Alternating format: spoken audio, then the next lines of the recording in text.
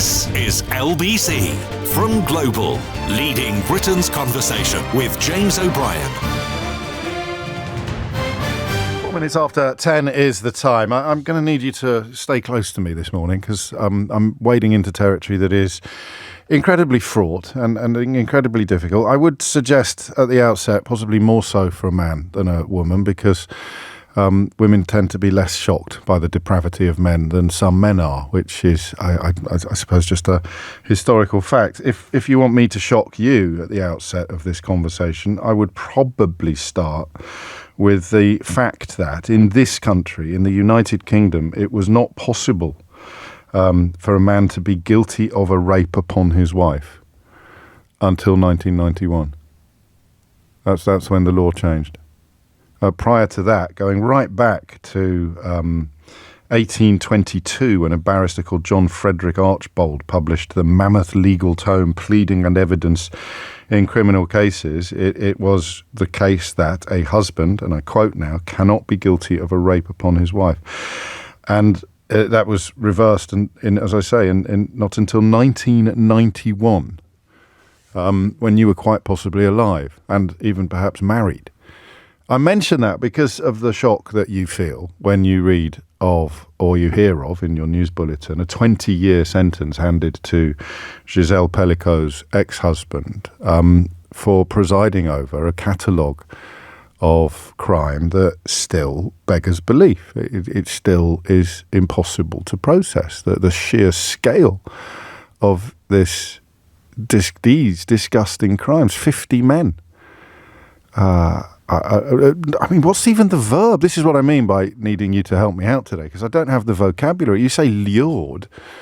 It sounds inadequate, the word, doesn't it? They weren't lured. They were desperate to get involved in the rape of a woman, absolutely incapable of giving any form of consent.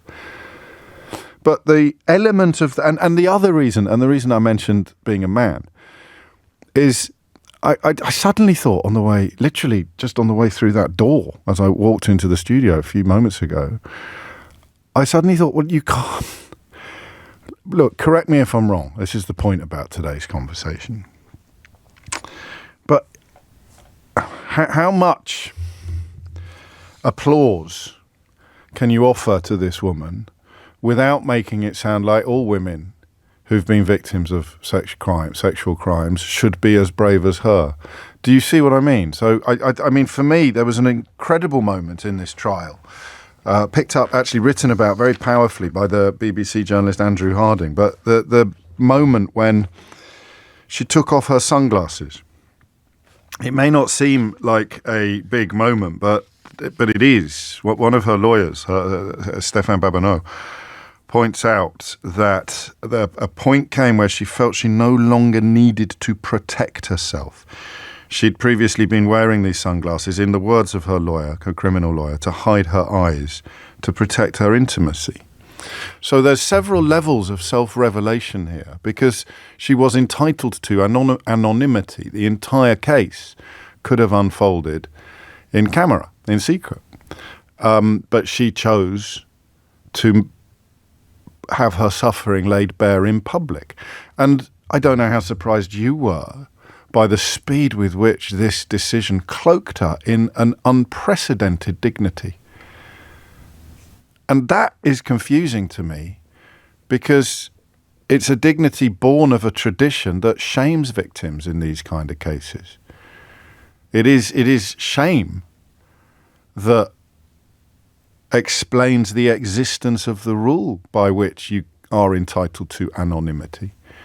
You historically don't want people to know that you've been raped. Look, when I started in this job, I'd still take calls, and the way things are going, they'll probably start coming back again soon, from people who thought, and this would include women, I have to tell you that, people who thought that the way a woman dressed was pertinent to the fact that she had been a victim of rape. You'd have high court judges commenting on the length of a woman's skirt in a rape case, as if somehow there's a provocation, a temptation that mitigates the violence of the act, that mitigates the crime. So the shaming of the victim is absolutely endemic to sex crimes throughout history.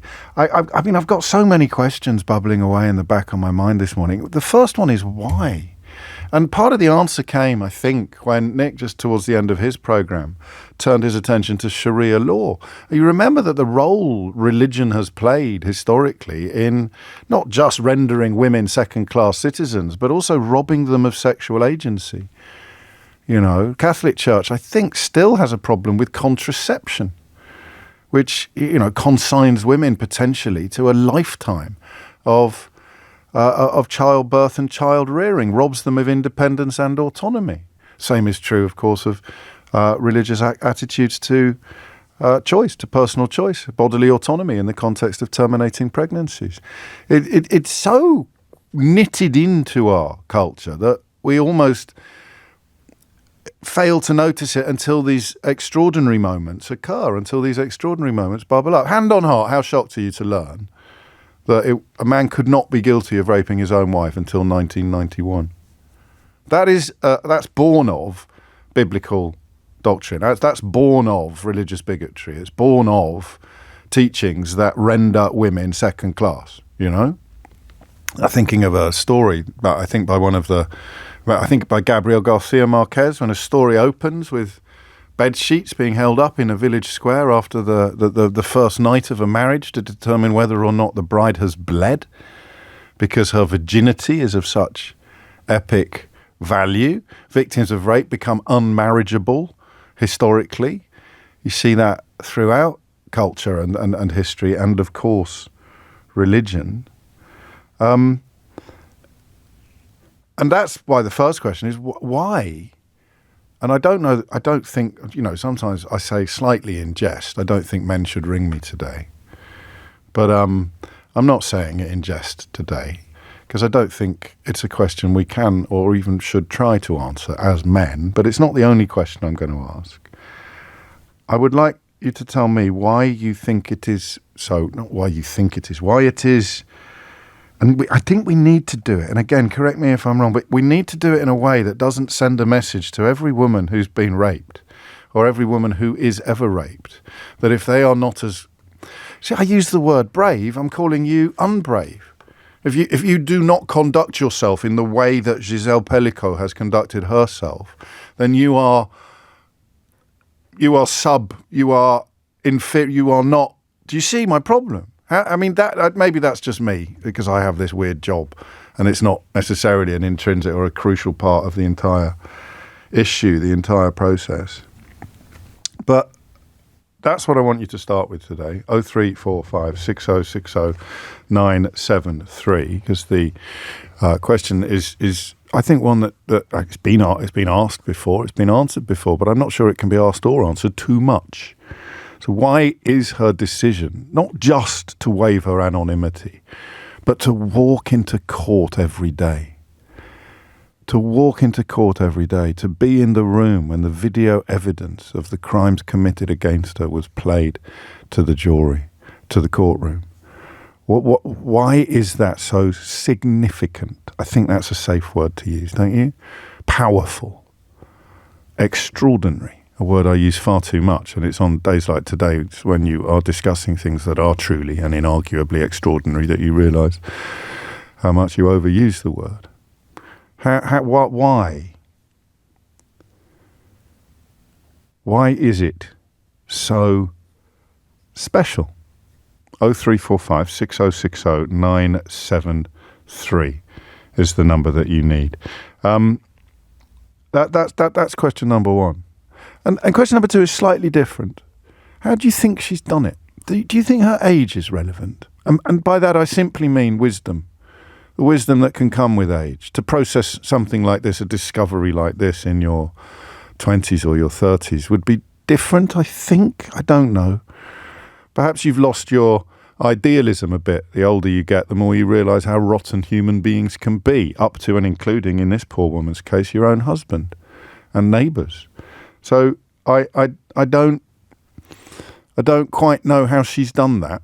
And again, I wonder whether a man can get his head around the scale of the challenge that she has faced, the scale of the achievement that she has made. Some of the footage, some of the story is, I mean, just magnificent, and I use that word very carefully, the way she is applauded into court and out of court every day by women, the way that there are graffiti across the capital of France applauding her. And then I'm back to the paucity of my own vocabulary, which can be my third question. Applauding her what? Because it's more than courage, isn't it? It's more than bravery. And those words are unhelpful in a way, as I've tried to explain, because they sort of pass judgment on women who don't waive anonymity, or women who don't want to see their attackers in court. What is it that she's done? What are the right words to use to describe what she's done? Revolutionary seems close. So, why is this such a significant moment? 0345 6060 973. How do you think she did it? What do you think the internal dialogue was? What is it that she has identified and determined to do? What exactly has she done that is so special? 0345 6060 973. And I mean, this is a slightly silly question, partly prompted by my obsession with words and vocabulary, but what word do we use to describe? What words, plural, do we use to describe what she's done? What is it that she... I mean, you know, I like this already from Helen. By walking into court every day and waiving her anonymity, Gisele is announcing to the world, I am strong, I am not a victim, I have done nothing wrong, and I applaud her so much for that. Another text says she has exercised her right to demand equality. Kerry says empowerment and solidarity play a crucial role. Yeah, I mean, that they're all perfect, aren't they? They all fill the space that I'm trying to describe to you. Society she hasn't done, says Louise. For once, she hasn't done what society expects and hidden away in shame and fear. By taking off her glasses, she has metaphorically uncloaked the utterly horrific nature of rape. She signifies every single woman that has had a similar experience. She is them and they are her. Every single woman knows her pain, her fear, and her shame. Gosh. So those two questions really, and then my own curiosity about language, which you're meeting quite powerfully. What has she done here? That is, what is it she's done that is so spectacular? How do you think she's done it? What do you think the thought processes were? And how would you describe it? The third question and the first question are quite similar, but they're subtly different. But you can answer 1, 2, 3, or none of the questions that I've posed. To do any of those things, you need to call 0345 6060 973. James O'Brien on LBC. 50 more men sentenced alongside Gisele Pelicot's husband. He spent years drugging her and inviting men to come to their home and rape her.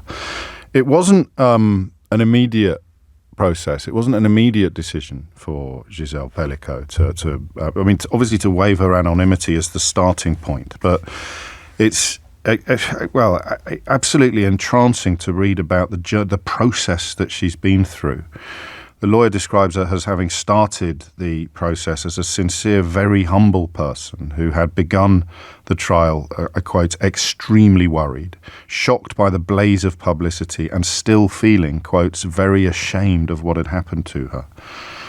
She said almost nothing over the course of the trial, beyond the occasional brief comment to supporters gathered outside Avignon's Palais de Justice. But the way in which this simple decision to waive her anonymity, to stand in court and to face her abusers, has shifted something truly fundamental. And I'm asking you today to help put it into words.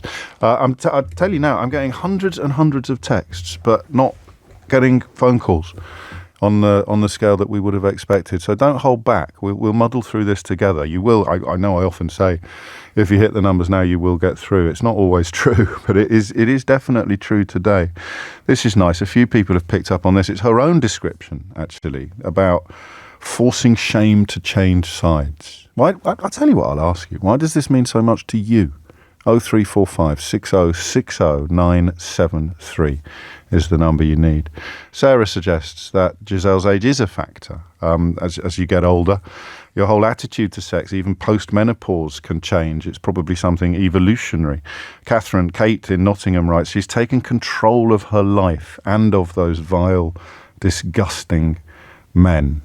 That question of why it means so much to you is one that I can't answer. Because, as that earlier texter suggested, she becomes all people. She shifted shame, writes Charlotte, from the victim to the perpetrator. This could have quite a phenomenal impact on women reporting rape or sexual assault in the first place. Women have been empowered to not feel shame, and society has been given a signal to condemn the criminal. Do you know, I was thinking of asking at the top of the show today where that shame comes from. It's a bit lazy to throw it all at the feet of religion, but I think we can add it to the mix, can't we? Why is shame attached to victimhood in cases such as this one? Because that's got to be a crucial, absolutely crucial part of what it is that she's done, what it is that she's liberated. Rebecca writes, and you can just take a moment to imagine what it's like to receive messages like this in a radio studio. I was raped and I didn't report it. I've barely ever told anyone other than those closest to me. I've never even told my mum and dad. I think she is the most incredible and brave woman I've ever heard of. I definitely think her age will be a factor, but also her personality. I do think I'm less brave for the way I handled it, or didn't handle myself when I was raped, but I don't think less of myself for that. I did what I had to do in order to survive. I was 24 and I didn't have the emotional tools to do more. 10 years on, I think I would have dealt with it all very differently.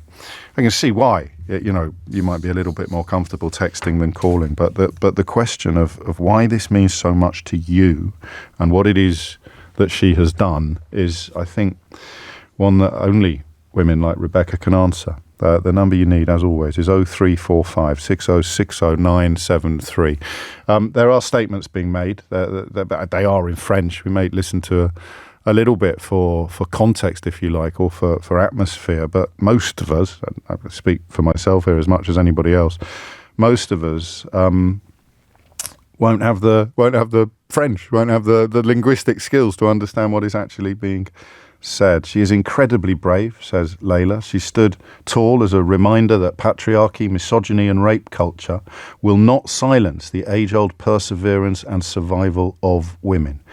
She also reminds us of how different sympathy can be for white women, because I think today of the hundreds of black and brown women assaulted every day around the world, a lot of the time by Western forces that will not be seen or acknowledged. I think on a day like today, your mind can go absolutely anywhere, can't it? And I understand the point that you make.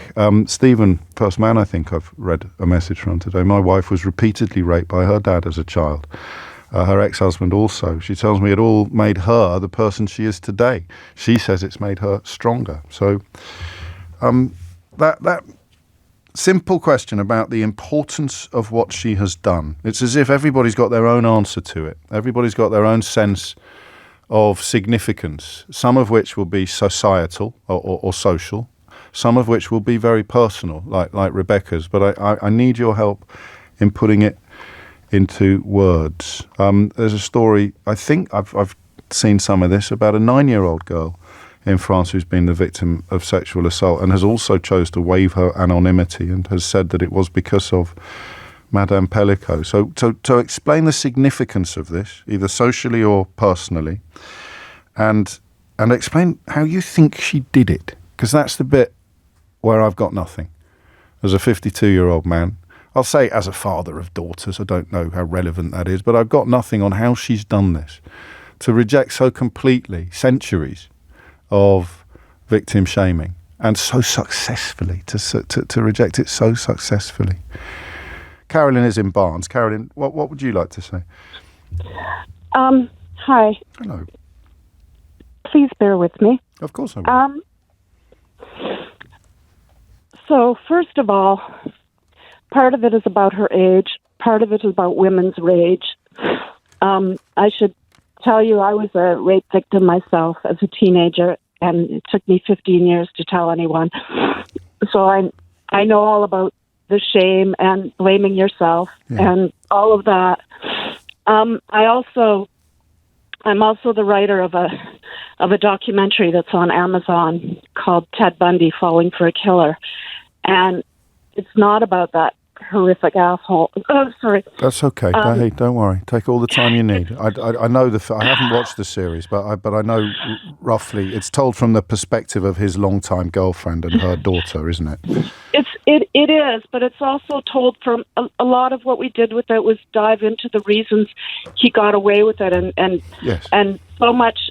Yeah, lots of misogyny in the system, but also it was about the way women are taught to never get mad and to never stand up for ourselves and to never say no when a man asks for help. That's how he did it. And you know what Gisele Pelicot has done is she shifted the blame. Yeah, she shifted the shame. She's done all that. She's been incredibly brave. So she's also... Go on, sorry. I was going to say she's also done the other thing we need to do. She's gotten mad. Women are told to keep our rage inside. Be good, be nice. All the time. And she must be, okay, she's not out there throwing things. But she's clearly, she just went, that's enough. That's enough. I'm standing up, and I'm mad. I'm mad as hell, and I'm not going to take it anymore. That's one of us. I think we share an affection for the film from which that quote has been taken. It occurs to me listening to you that the crime, for her impact to be so immense, the crime had to be this horrific. If it had been the kind of crime that is in court every day in every country, it had to be almost the worst rape ever for her response to achieve the status that it's achieved. I hope you understand what I mean by that. Yeah, I do. Nobody would care if she was a 15-year-old girl who'd been raped by some creep in a stable, Yeah. Nobody would care. That doesn't matter. You're right. People would care, but not in the way. Now. Yeah, exactly that. Exactly. 10 people would care. This is people like blockbusters. This is a blockbuster. That's one way of putting it. I can't argue with. How do you think she's done it, Carolyn? I think a lot of how she's done it is because she's of an age where women don't give a crap anymore. Women of a certain age are overlooked and made invisible and all of that. We all know that. Yeah. It's ridiculous. And the reason it's ridiculous is because we're smarter and stronger and braver than anyone because we have lived with this crap and we have held the world together for our entire lives. And you think it is going to make a difference to how we as a society handle things in the future? I don't know. I don't know. I mean, I guess some girls are coming forward in France. Yeah. Yay. Is it? I don't know. Every time we think something's going to make a difference, it doesn't make a difference. It makes a difference for 10 minutes, and then there's a crucial question. The world. Yeah, I mean, you're right to sound a note of caution, aren't you? But in this moment, it remains absolutely extraordinary. In a sentence or two, if you can. And I'll deal with the Ofcom complaints I might get about your language, because on a day like today, if people can't be a little bit Anglo-Saxon, then when can they? What does it mean to you personally, if you don't mind me asking? Well, I love her. I'm inspired by her. I'm so glad she's strong, and I think she's such a freaking hero. That's what it means to me. She's a freaking hero, and I wish there had been someone like her back when I needed to see people stepping up. Yeah. Gosh, thank you, Carolyn. 10:30 is the time. Thomas Watts is here now with your headline. James O'Brien on LBC. 10:34. A lot of admiration for Carolyn, the caller before the news, and just for the record, I add my voice to that as well. I'm going to read something from Darren, just by way of background. I've spoken with my wife about this case a lot. It's hit her quite badly, to the point of losing all faith in men, and it's hard to make the case for decent men. I've tried and failed, because her comeback was, and I've been here as well, actually, Darren, how can there be a readily available group of 50 men within 20 square miles so keen to rape a comatose woman?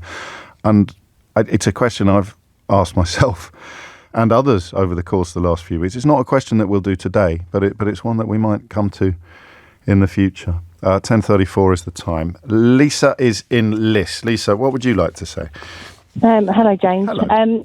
I wasn't actually going to come on as myself, as in my name and where I am. And then I had a chat with the lovely lady producer, and Eleanor. we laughed at the fact that I didn't want to say who I was and where I In this lived. conversation. Yeah.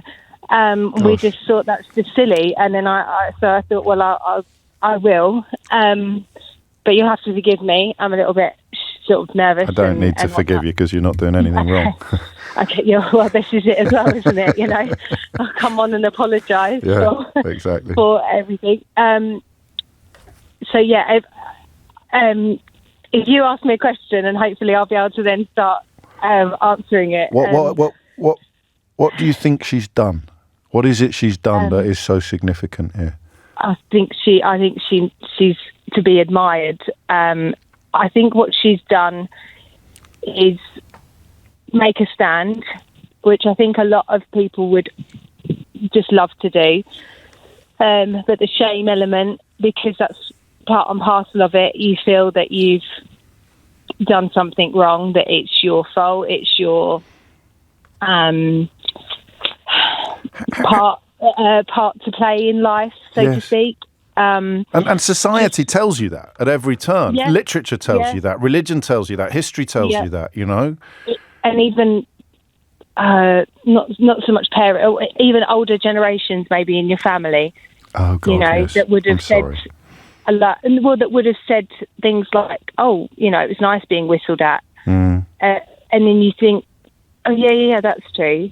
Or I remember me and my friends when we used to get beeped, and we thought it was brilliant. And actually, you think, no. And there was part of me then that thought, no, that's not okay. There's an old 40-odd-year-old man in a truck beeping us, and we're 13, 14 years old. Yeah. And now I've got younger females in my family, and I see it. I see them being looked at, and it's just horrendous. It's about rights as well. It's about the men who feel they have the right to do that, because they didn't wake up one morning and feel that way. They've spent their entire lives being conditioned into a place where they think they have the right to do that.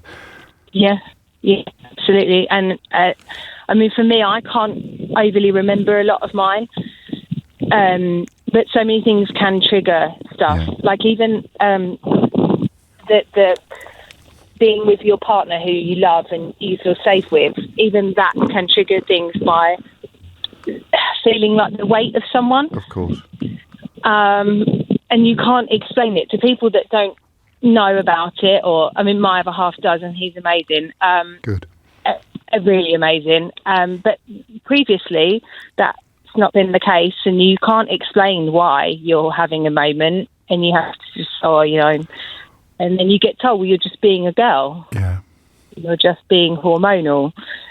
And she's done something that blows. Well, I mean, I'm going to have Carolyn's words ringing in my ears about how much impact it will have and for how long. But the fact that this attitude exists is revelatory, isn't it? The fact that a woman can do what she has done is simultaneously shocking and the least surprising thing in the world.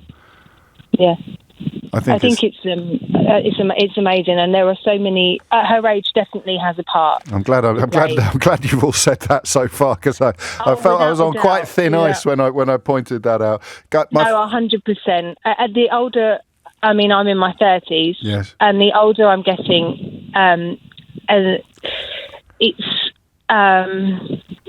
Sorry, I'm really I know you are. struggling with this one. Don't worry. Yeah, the older I'm getting, the more you kind of realise and go, actually, that's not okay. Yeah. And, that's gross.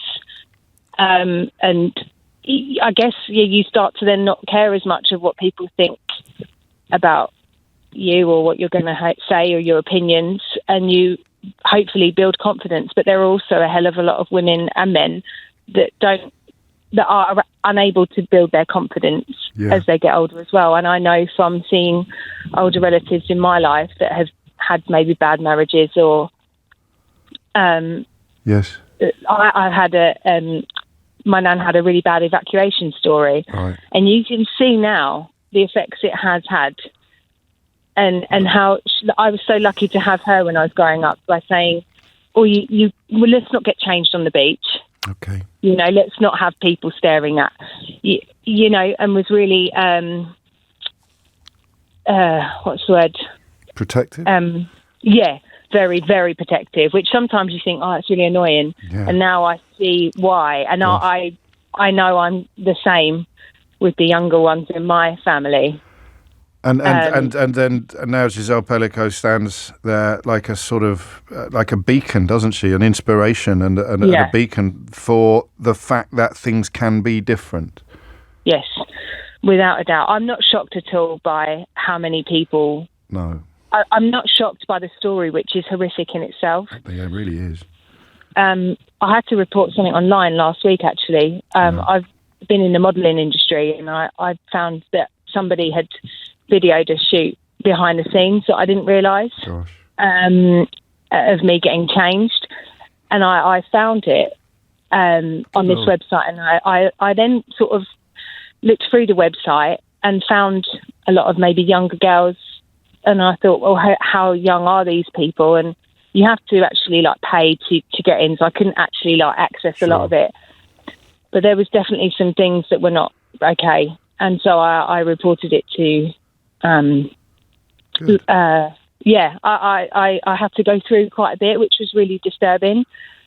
I understand why you're explaining this, because it exposes you to what men will do. How sly and I'm not shocked. And how not. Yeah, well, I was shocked. I'm not going to pretend that I wasn't, but I'm not surprised that you were not shocked. If that no, I'm not shocked at all.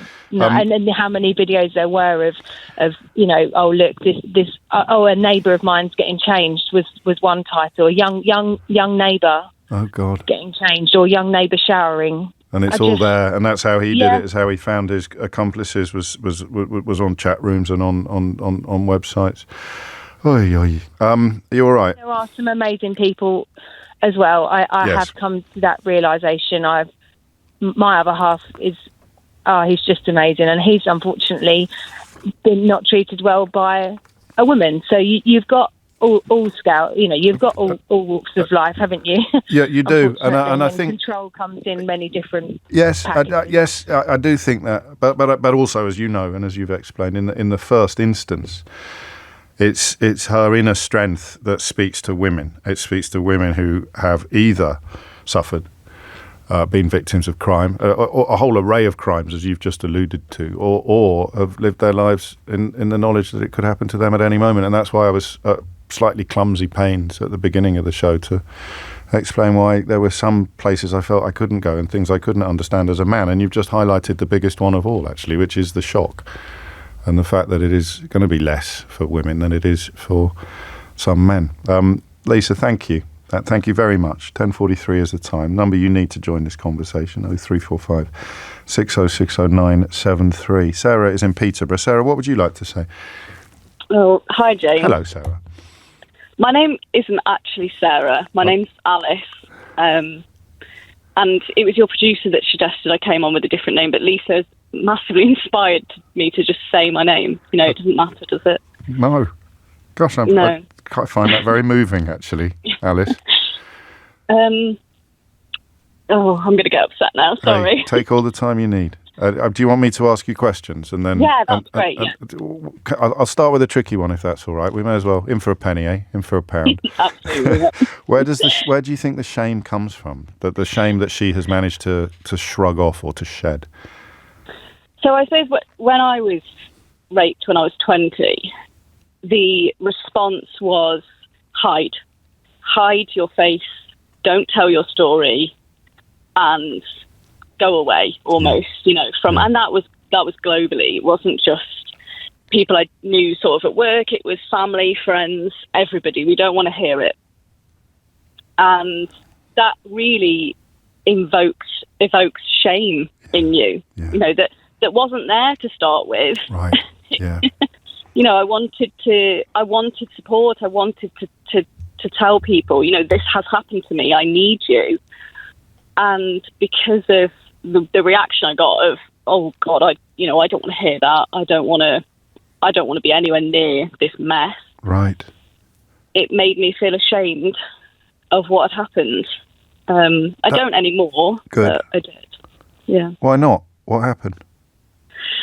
Oh, I suppose time. Yeah. Time has helped, and the support of my best friend and my husband, who were there throughout.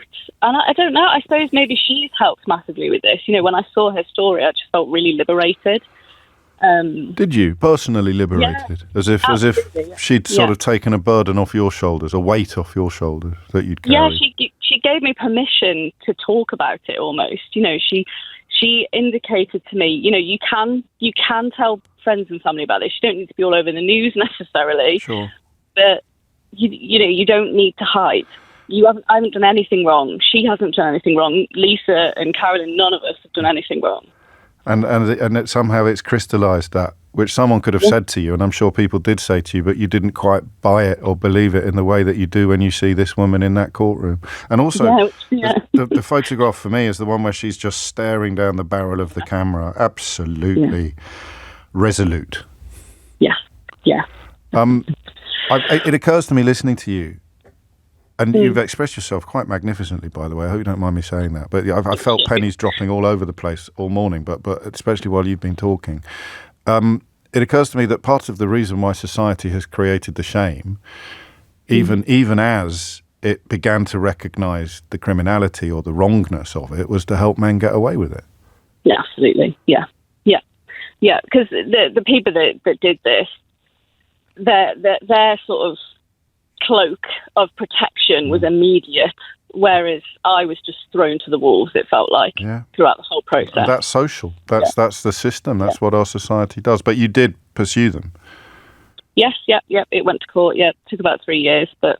Good Lord. Yeah, there's another aspect to the conversation that is almost too unpleasant to contemplate. And well, I'm not going to ask you any more questions because you've told your story perfectly. And I'll never forget that first opening moment where you just decided while listening to the previous caller to say your name. Thank you for doing that. Thank you. And a lot of other people are texting in to say thank you to you personally as well. Yeah, so nice to hear. Thank you, James. Take care. Gosh, 10:47 is the time. James O'Brien on LBC. It's not inappropriate, Iris, to say that your message really made me smile. It made me smile widely, and I wasn't expecting to be doing much smiling during this hour, but I've done quite a lot, actually. But I'll read it in its entirety. Iris writes, "Can I alert you to one group who are totally peed off? As a 76-year-old woman, I'm sick to death of the patronising tone taken by some of your callers. They make comments about my generation as though we invited rape, etc. I can promise you that we started the equality fight, and a fight it was, so it's hurtful to hear us dismissed as doormats. If it wasn't for my generation starting the fight, things would be a hell of a lot worse. I know this may not be a popular view, but it never worried me then, and I ain't starting now." There are elements of your message, Iris, that you will not be surprised to hear I am tempted to challenge, but I'm also conscious that there's a time and a place for everything. So I would defend my callers from some of the accusations that you made while applauding the facts that you have just dropped and the sentiments that you have shared. 10 to 11 is the time. We are talking about Gisele Pelicot. We're talking about the extraordinary thing that she has done. We're trying to pin it down. We're trying to identify precisely why this is such an extraordinary moment for so many people, arguably, I think, for all women, and by association, all people, almost all people, because, of course, it is not carrying anything like the emotional impact that it will carry for most of us, for the kind of people that her ex-husband, was able to tempt into the marital bed to rape her while she was drugged into unconsciousness. I'll read you a little bit, and I was reminded of it, actually. Listening to Lisa and to Alice about the first time she really knew what had happened. The videos that Monsieur Babineau and his colleague had been trawling through. The details are not that relevant, but his phone, they found stuff on his phone that made them go right back through all of his archives of videos and photographs back in 2020 on his hard drive. I mean, and this is what her criminal lawyer has said. It's possible to hear Madame Pelicot snoring, to hear her breathing. It's even more disturbing to listen to her choking when some of the men are abusing her. The sound was very important evidence, because without those videos, most likely there would have been no trial, no case. And she understood that too, but could easily and understandably have decided for her own sanity to avoid watching any of the footage herself. Instead, she said, this is going to get you, I'm warning you now, all right? She simply announced one day, I'm ready now. So she sat down beside the two men, the two lawyers, in their office as they introduced a carefully selected portion of each video, explaining who the men were and what she would be seeing them do to her. So he pressed play, Monsieur Babineau, press play. And the first thing that flashes up is images of her bedroom, the marital bedroom, in their bungalow in the village of Mazin. She remained still, watching intently, and eventually, in her quiet voice, she simply said, "How could he?" And that was a phrase that she would keep repeating over the coming days. How could he?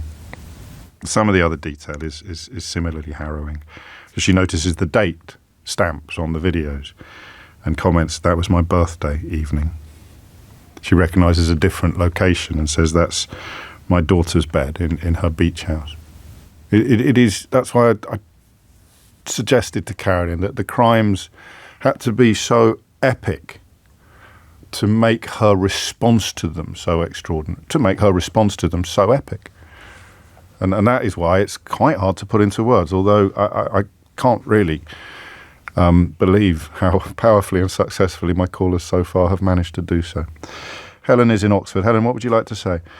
You've slightly stolen my thunder a bit there, really. I'm sorry. No, it's fine. I'm not Helen, and the reason I can't give you my name is because I have adult children that have, the potential to hear this. Okay. So, and I've had to distance myself from this, just for my own sanity, just because I spend a lot of time thinking men are pretty terrible human beings. So I haven't covered it in the way that I would normally cover a news story. Okay.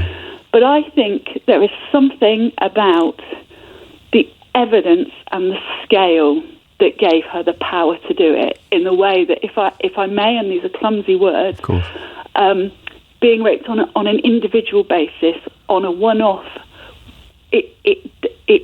you're not empowered in that way. And whilst I do not take away from what this woman has gone through, and also the revelation aspect of it, which is the piece that you have just gone through, I don't celebrate it in a way of, this is the beginning of change, or I think she's a phenomenal human being and has conducted herself with enormous dignity, but she had evidence on her side in a way that the majority of rape cases will never, ever have.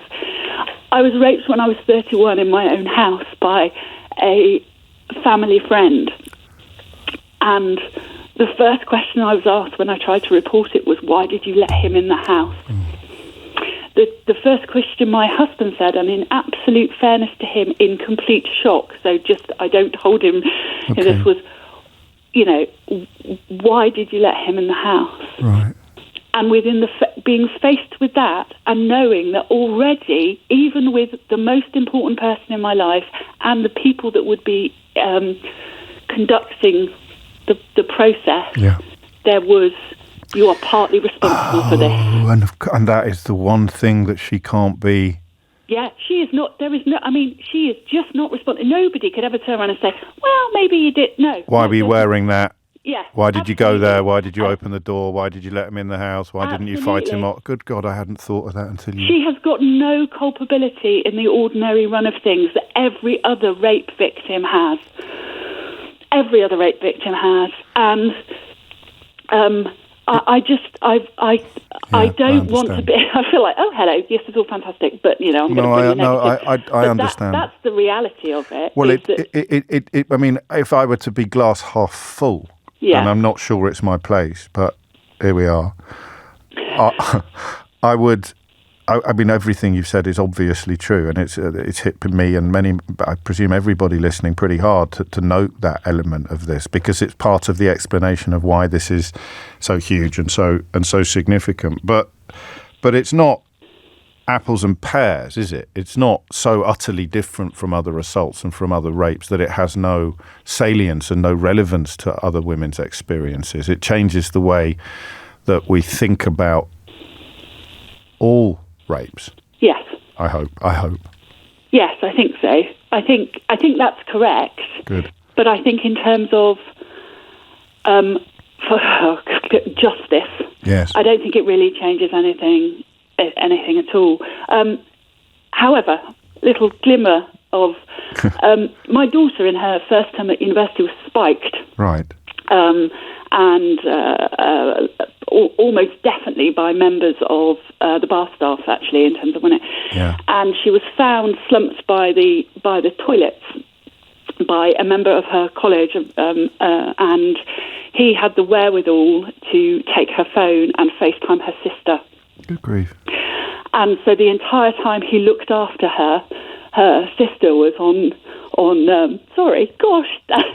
her sister was on FaceTime, to the point that he took her back to college. Now, when he got to college, all the people in college was, she's just this, sorry, language, and all the rest of it. And he was like, no, there is definitely something awry here. Yeah.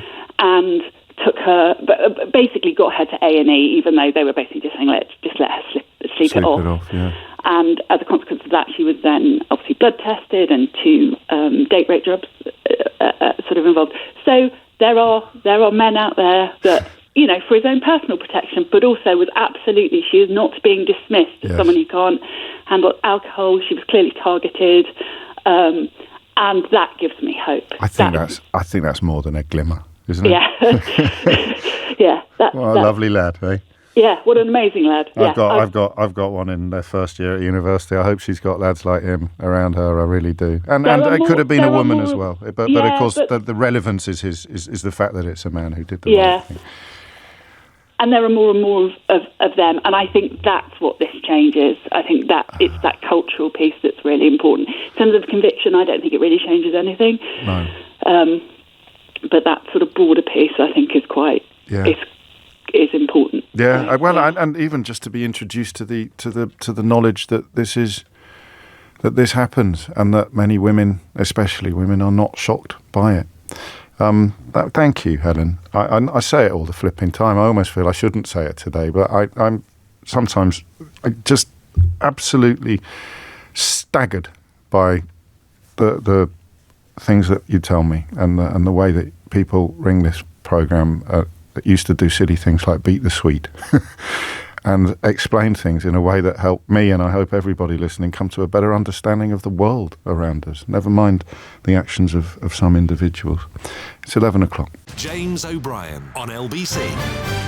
3 minutes after 11. I have an interesting guest coming in at 11:45. You've met him before, talking about what happens if you are unfortunate enough to have to put your whole life on hold due to a sick child. What happens to your livelihood, your ability to survive? And they finally got a question asked in the House of Commons yesterday, but I think it's fair to say they didn't get the response they were hoping for. So that's coming up at 11:45, and it's talk about a crunching gear change, eh? It's mystery hour at 12, so I'm going to stay with this. I don't know whether we need to add any other questions. Something a bit mad happened this morning, and I don't know why. I've said to you a few times that this job, even after 20 years, never ceases to surprise me. And we thought that this would be a conversation that people would be queuing up to contribute to, and until 10:20, they simply weren't. I had men ringing in, and no insult to them today. I guess I appreciate that they wanted to say, but I just didn't feel it was appropriate. And then for some reason, at 21 minutes after 10, the switchboard exploded and continues to be very busy. So if you've struggled to get through, I should apologise for making it sound like it would be easy. I don't know why. I never know why. And I'm just quite grateful that you did stay close to me as I asked you at 10 o'clock. So I don't know if we need other questions. Smita's been in touch, touching on one. She's in Paris. Bonjour, James. Gisele Pelicot has shifted the burden of morality, which religion also and always places on women, to the perpetrators. Helen's call, it just slightly leavens all of these other contributions, doesn't it? The idea that this is both, here's the thing, gosh, it's challenge to and yet also proof of the patriarchy, because the fact that her impact has been so immense is inarguable. But Helen's point about her being somehow freed from all of the patriarchal conditioning surrounding rape and misogyny, all of the trappings of rape for almost all other women, even up to and including, oh, well, you were drunk, or that you deserved it. Why did you open the door? Why did you let him in the house? Why didn't you fight him off? Why did you wear that dress? Why did you go to that club? Why did you do that thing? Why did you leave your friends? Why didn't... All of that, constantly, like no other crime, pushing responsibility back to the victim rather than the perpetrator. The only time I ever come close to that is oddly, and just to break the rhythm slightly of a listen that I know will be very harrowing for many, many people. The only time I ever think like that sometimes is when very, very expensive watches get stolen in the street.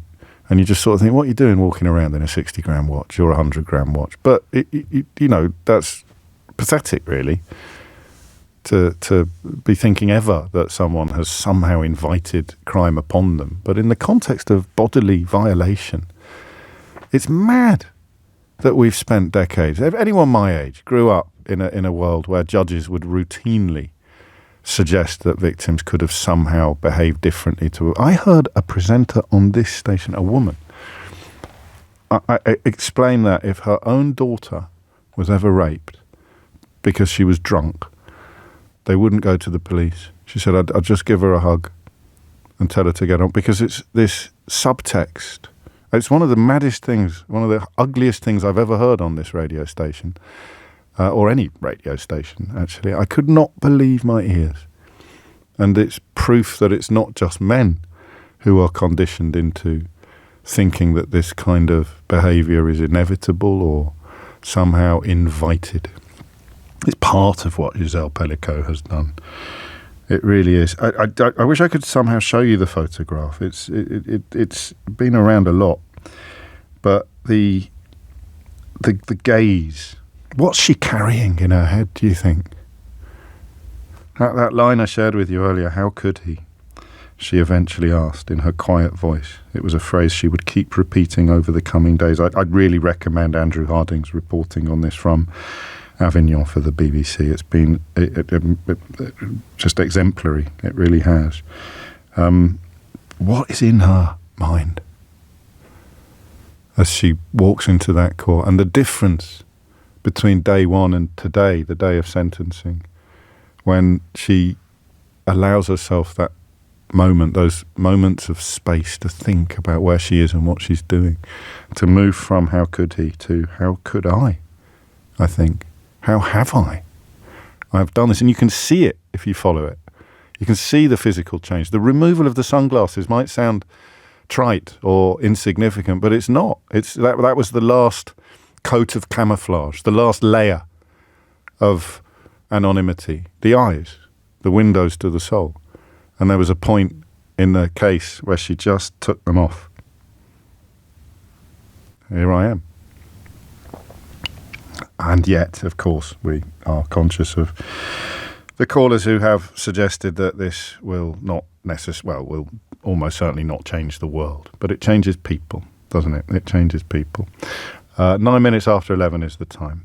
Adama is in Mitcham. Adama, what made you pick up the phone?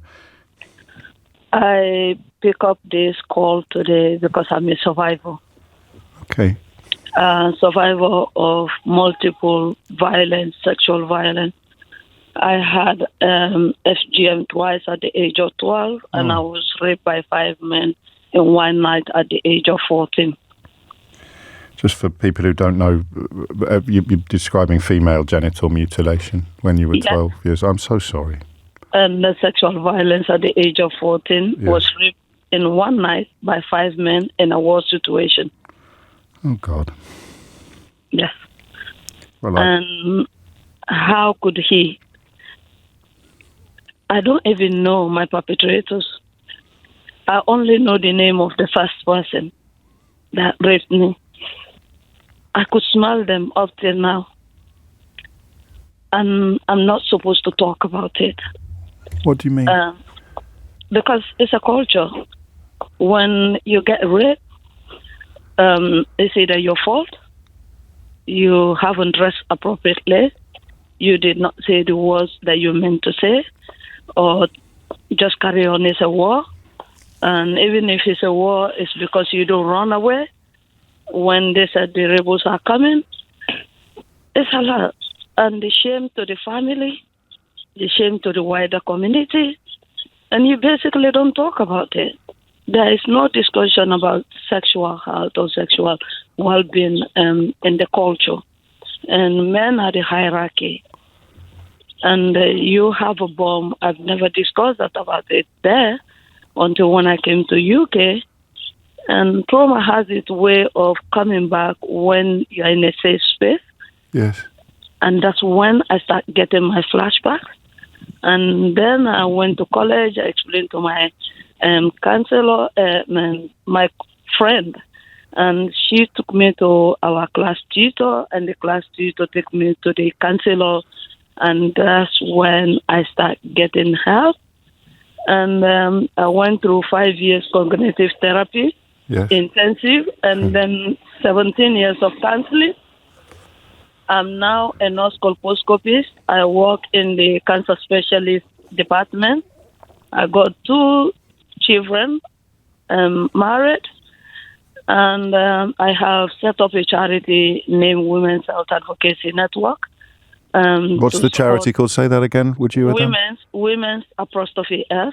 Yes. Health Advocacy Network. Okay. And this charity supports women and girls who have gone through gender-based violence and support them how to get access. Because when I came to UK, there is a trauma barrier, there is a language barrier, there is a cultural barrier, and challenges to access support is immense. I understand. Even in a society where you can talk about these things, the trauma barrier remains. I don't want to interrupt you, but I do want to know how you have responded to the case that we're discussing today. I think she came out because it will get to a time. Not everybody is resilient to fight, but those who are, it will come to a time like you really want to get that thing inside out of you. Because that was the point I got when I saw the counselor. Like, I need to get this thing that's going through my head that I cannot explain to anyone. I don't know how to deal with it. Never deal with my thoughts, my feelings, how to process it, nothing like that. I need to get it out. I was very eager to get that out because I feel like it's eating me up. Yeah. And I don't have anyone. It's like a bomb in you. And the best way I could describe to someone who has never been sexually violated how it feels like when you're sexually violated, it's like when you have a newly built house, a very beautiful house. Anyone that goes by wants to be in that house. But inside that house is completely demolished. Wow. And when you're going through therapy, you have this task of identifying yourself. When you go through trauma for the rest of your life, you are identifying yourself. You're lost. So you have a task to identify the bathroom, or where the bathroom was, where the living room was, where the kitchen was.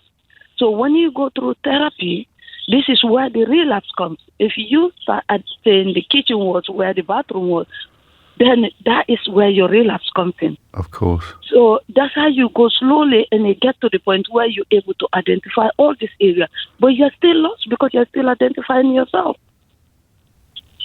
You are lost. That's why when things like this happen and criminal justice start interrogating, it's hard to explain because you are not yourself. Yes. You're trying to figure out who you are. And this is what you do. People who are survivors will only live a meaningful and fulfilling life, whatever that means for them. And that's what we see here in this case, is that she has done this for her. Yes, yes. She's rebuilt herself in public. Yes, and that's what I'm doing. This is my revenge. Fantastic. I cannot take my perpetrators to court. I don't know them. I remember that name, Kobe. That was the first person that raped me. Oh, my days. Yes. And I remember one time I was at work, I had to call IT department to help me with something. Yeah. And I pick up the call and I asked the guy, what's your name? And he said, Kobe. The phone just dropped from my hand. Oh. Yes, because that name I will never forget. And the smell, I always smell that. And the raping was done in such a brutal way where they have to spray a lime and a pepper and everything in you. But I was determined I will never break.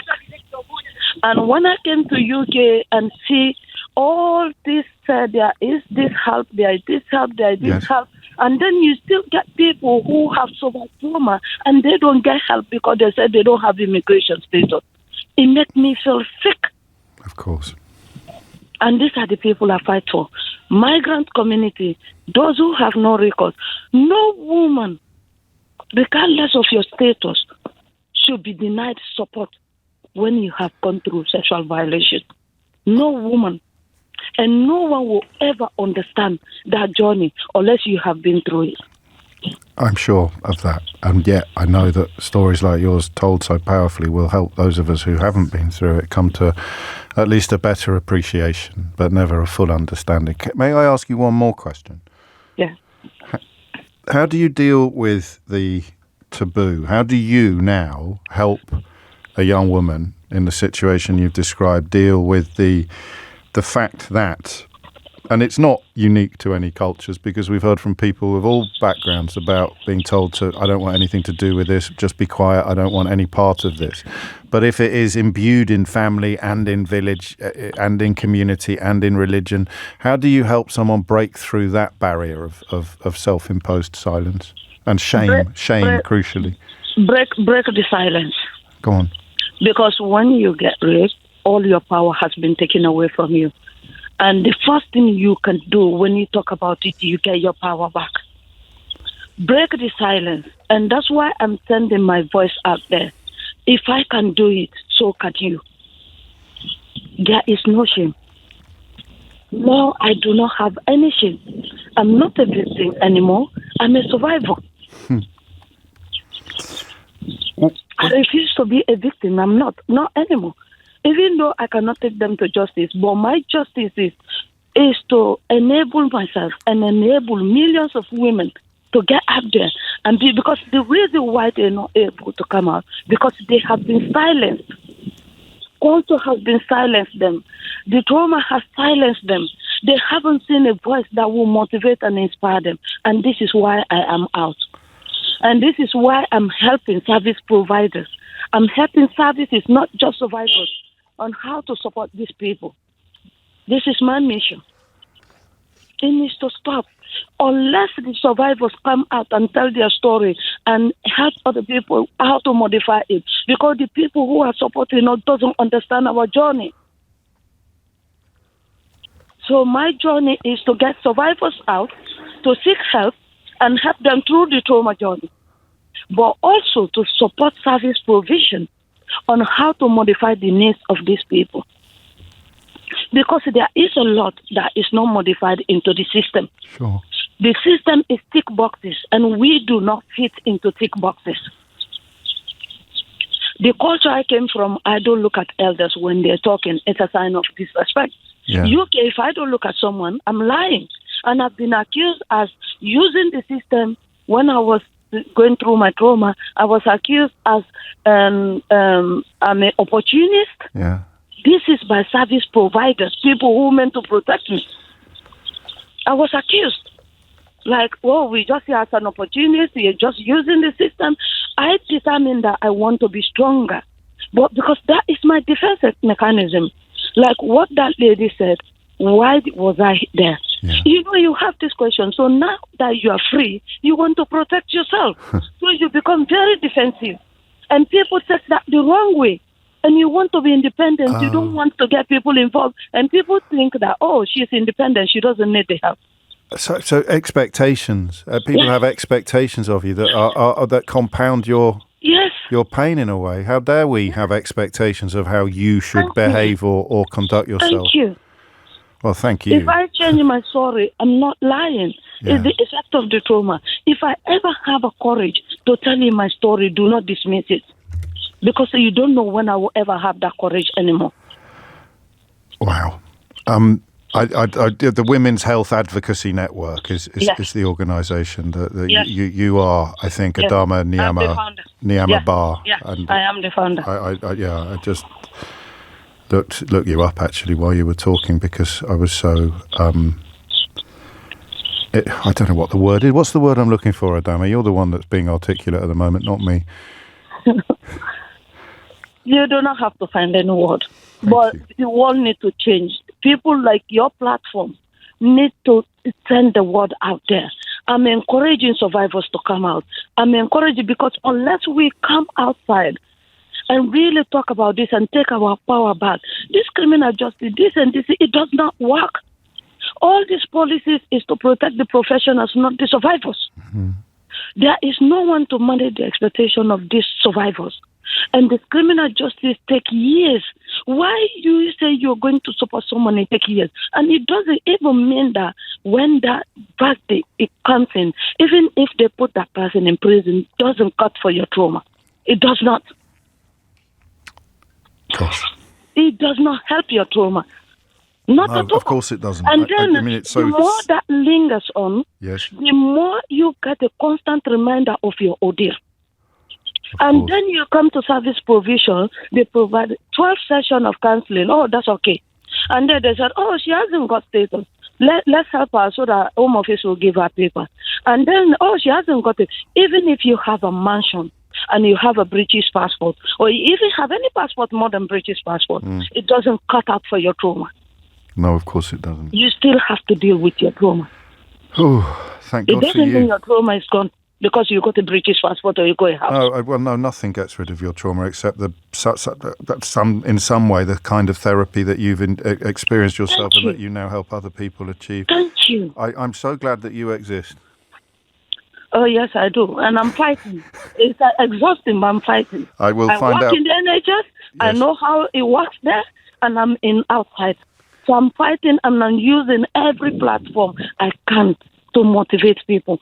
All those survivors who are hearing me today, come out and seek help. Because that life is not a life. Living a life of trauma is not a life. I have just had a FGM defibrillation, a surgery, just to give me some kind of comfort in my life. Right. I am type 3 FGM. I went through FGM twice. Yes. Well, for me, it has done. But what can I do now to help myself? I have 2 lovely children. I went through 11 pregnancies, 9 miscarriages. I'm a survivor. I'm here for a reason, and I want every survivor to seek help. And I can't think of any more inspiring example than yours, Adama, and I will find out more about your work, and I hope that I will be able to turn to you again in the future for anytime. Thank you.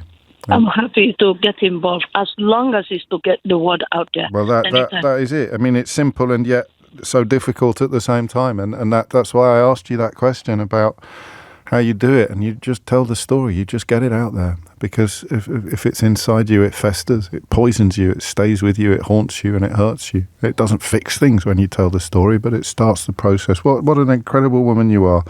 And if you want to find out more about Adama's organisation, it's called the Women's Health Advocacy Network, and it is easily identifiable online.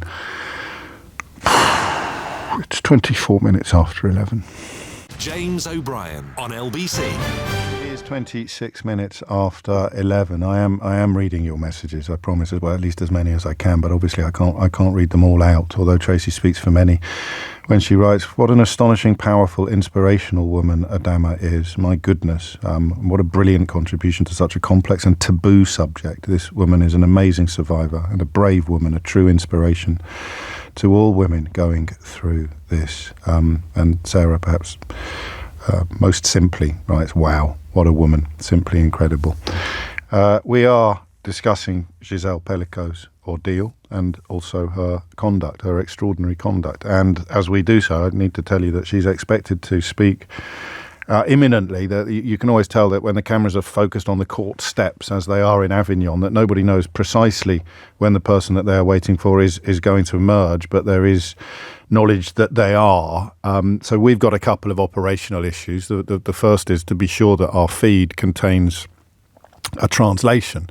So it means that I will, even though we're handling some very fraught territory, I will reserve the right. This could be tricky, actually, but I will need to move immediately to the steps of the court to take the statement. So I just want to say that in advance. And obviously, I will rely on my own judgment, because if I do it too abruptly in the context of the kind of conversations that we've been having so far today, I think that would be wrong, and I'm sure that you agree. So just so that you know everything that is going on.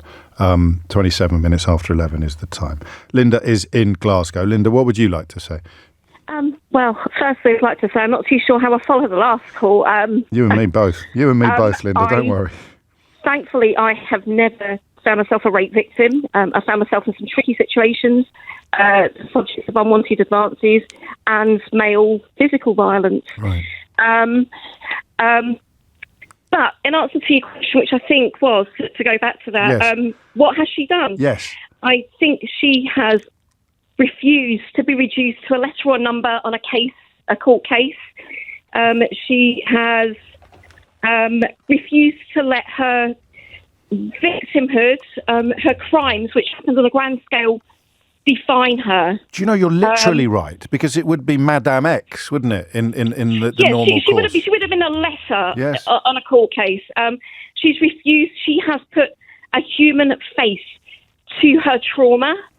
And apart from inspiring many, many women to speak up, some of whom were on your show today who were going to go anonymous and said, no, stuff that. I'm going to say my name. Yeah. Well, you can see the impact it's having. I mean, I've never been raped, sure. but I have been the subject of male violence. And I remember after one such attack, when he'd sort of finally let go and calm down, crying, and he said, I'll go and act the victim. I said, no, I'm not crying because I'm playing a victim. Yeah. I'm crying because you've made me feel like a victim. So I get her rage.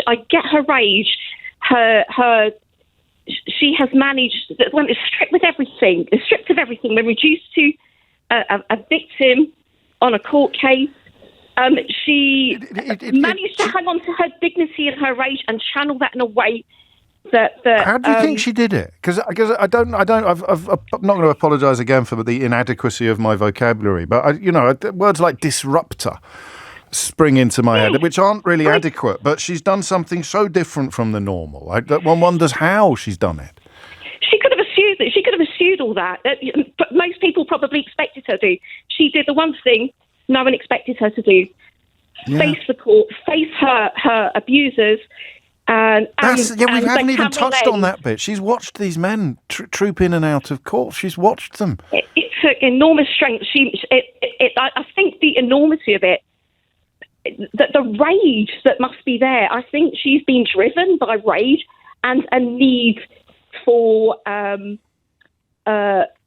recompense to see them face justice and watch as they squirm. That's part of her justice. Is worm their way out of it. Yes, wanting the world to know everything. Yes, she, as I say, was stripped of everything. We reduced to just a victim. abused on a grand scale, reduced to the sum total of her body parts. She's none of those things, is she? She's extraordinary. I mean, I haven't got the right words. Maybe there's a French word that would describe exactly what we're trying to convey. Linda, thank you. It's 11:30. I don't think we're going to take the news because we're still... We will take the headlines, but obviously Thomas also reserves the right to cross live to Avignon should Gisele Pelicot appear on the court steps there. James O'Brien on LBC. 11:33 is the time. How do you think she's done it? I mean, what would be her thinking? We're all imputing motive. I think probably accurately, the demand for justice, the need to know that the world knew. But the simple act, the waiving of anonymity, is, I mean, it's earth-shattering in its import, in its significance. As I mentioned to you a moment ago, we're in that curious limbo that broadcasters occasionally find themselves in when we are waiting for something to happen without any clear idea of when it's going to happen. It's not like PMQs when we've got sort of a 2 or 3 minute window in which we know that the needle will drop. But cameras, the world's media, focused upon the steps of the court in Avignon, where Gisele Pelicot has just heard the verdicts and the sentencing of the 51 men who have raped her, and is expected to address the media, and through the media, of course, the public herself. So just bear with me. That's all I can do is keep you completely in the loop, and it does put us all in the slightly tricky situation of having to remind anyone who's coming on the programme at this point that we may need to interrupt quite abruptly. Jen is in Brighton. Jen, what would you like to say? Oh, hello, James. Hello, nice to speak to you. I'd like to say that I'm a rape survivor myself. I'm one of the 1 in 3 women who are disabled who get sexually assaulted before the age of 16. Oh, God. And that's just reported cases, let alone anyone who hasn't stepped forward. I think Gisele Pelicot is just incredibly inspiring, because I didn't report all the rapes that happened to me. I only reported one, which didn't go very well. But, the fact that she's willing to put herself out there, revoke her anonymity, and do what she needed to do to get justice is, inspiring. I taper that with the fact that I worry that it's only going to be women that are going to not learn, that's the wrong word, women know, like myself, will know exactly what she's going through, but I worry that men are going to either dismiss, or they're going to just like, well, she's an outlier. It's a very extreme case, they'll sort of say, and not so far. I mean, we sometimes focus on the tiny minority of toxicity that pops up in my inbox, and I'm not really seeing any of that today. And an awful lot of men, just because I'm not taking their calls, although I may take a call from a chap next. A lot of men, I think the word would be shaken, as well as completely awed by her conduct. But you're right. I mean, this isn't going to change the world in 24 hours, is it? No, definitely not. But I think, if nothing else, it may well demonstrate, shake something in women as well, in particular. Well, that was the thing, isn't it? That idea. I mean, why do you think waiving anonymity is so important? Not in this case, but generally, because it every waiving of, and of course, I'm conscious constantly of not judging anyone who chooses to do things differently, but it chips at the shame, doesn't it? The anonymity is a consequence of the shame. Therefore, the waiving of the anonymity is the beginning of a dilution of the shame. Yes, I think that it takes away the shame from the person who shouldn't have the shame to begin with. The shame that patriarchy puts on us, that certain religious groups would put on the survivor, gets taken away a little bit because you stood up and said, this is me, this is what happened to me, and I'm going to go get justice. And I'm not saying that people who keep their anonymity have extra shame or anything at all. You need to do what you feel is best. Precisely. But in terms of the big picture, in terms of everybody, every survivor, every victim, then every waiving anonymity helps, because it reduces the shame, but it doesn't reduce the shame so much that some people won't still want the anonymity.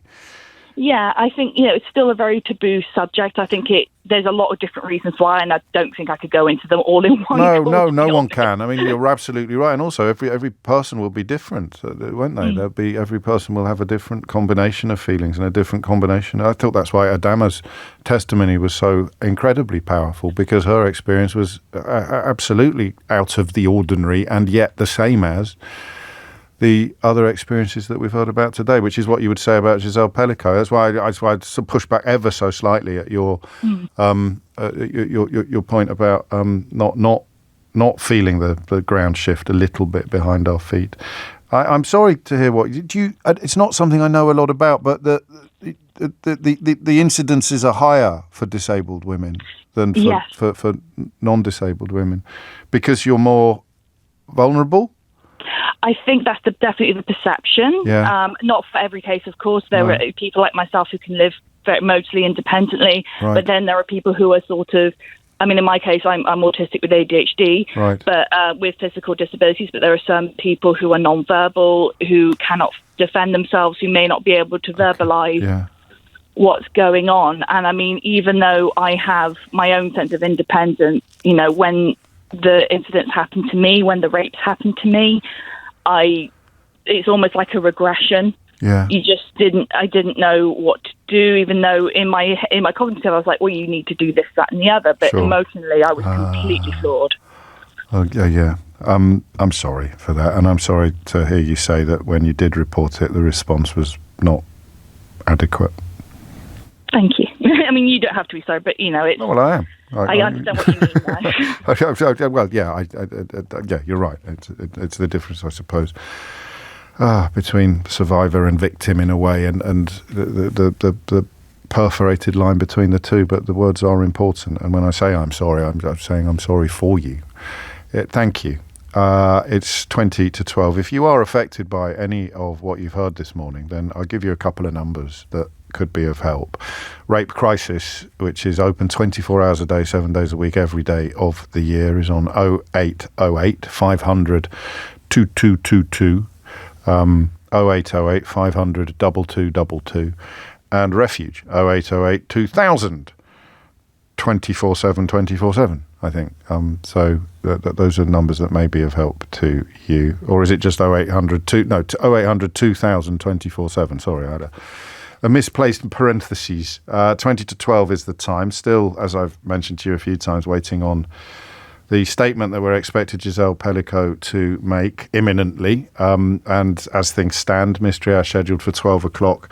And a catch-up on an unhappy development in a story that we've tried to cover in some detail over the last couple of years. You'll remember little Hugh Menai-Davis, who died at the age of 6 after being diagnosed with a rare form of cancer, and his parents' tireless work in the pursuit of a law that would provide parents in the position they found themselves in when Hugh was receiving extended treatment in hospital with financial support. We've got I'd say an unhappy update on that story for you as well. It's 11:41. So let's hear from a male perspective, partly because of the point that Jen made about wondering whether this will be impacting on men in the same way that women have responded to the case of Gisele Pelicot and the programme that we've made together this morning. Derek's in Nottingham. Derek, what made you pick up the phone? Well, I've got to say, morning, James. I'm an emotional wreck, mate. Absolutely emotional wreck. Because Adama's account, it just broke me up. And I sit here and I still, as a bloke, my first reaction is shame. I'm ashamed to say that I'm a man. I mean, I could get emotional. I'm getting emotional now just listening to what's been discussed this morning, because I've never heard anything like it. I've listened to you for years, and I've never ever heard anything like this. And I tell you, you mentioned when women experience some heinous thing like this, and there's no other word for it. Shame has been mentioned, but I think for many, it's fear as well. You can use the word fear in the same way. Adama work is incredible. Yes, it is. You know, I see that some people have donated to her charity already as well, which is nice to see as well. It's incredible, and I've never heard a story like it. But there must be many. That's the other frightening thing. There must be many, many stories like Adama's. Why do you think that is? Because I think that this is that weird divide between men and women. And there was one earlier caller, I forget precisely which one, talked about not being shocked. And that shocked me a bit, and then it didn't. But we're shocked by how can we be when we live in the same society as all the women who are not shocked? Because you mentioned before that the behaviour of, let's face it, millions of men, they've been brought up like I was in the 60s, you know, as a teenager. We did various things, whistling and all this sort of thing. And I remember you mentioning, it's a long time ago now this morning, but you did mention that it's culture. We've become culturally, it almost encourages us as men to do it. Yes. I know women are involved in this as well. But that's why the word patriarchy is a word sometimes that sticks. So you think, what's that all about? But of course, that's what it is. That's what we're describing. That's what creates the environment in which these things can happen. And absolutely. And the fear that nothing will be done. Yeah. If you speak out, you've got the shame, of course. I can't understand the shame. As a man, I can't understand if a woman goes through this, that they can feel any sort of shame in what's happened to them. But to me, it's fear. Yeah. I actually saw a film last night called Whistleblower. I don't know whether you've ever seen it, where the United Nations were exposed in Bosnia. They're supposed to be a peacekeeping force. Yeah, I haven't seen it. I know of it. I mean, you know, I don't know, but it was your comment about culture. Yes. As society, creating individuals like this. But those 51 men, that's almost an excuse for them. Yeah. And that's what they'll fall back on in many ways. I don't know what happens in France. Pornography, culture, society, misogyny, patriarchy. And in some ways, for another day, Derek, the question is about what it is that about them, if you like, that makes them go down that route when I can't say most men, but when many men would not, and that is the point you make about giving them an explanation perhaps, but never excuse, and probably not even exclamation either.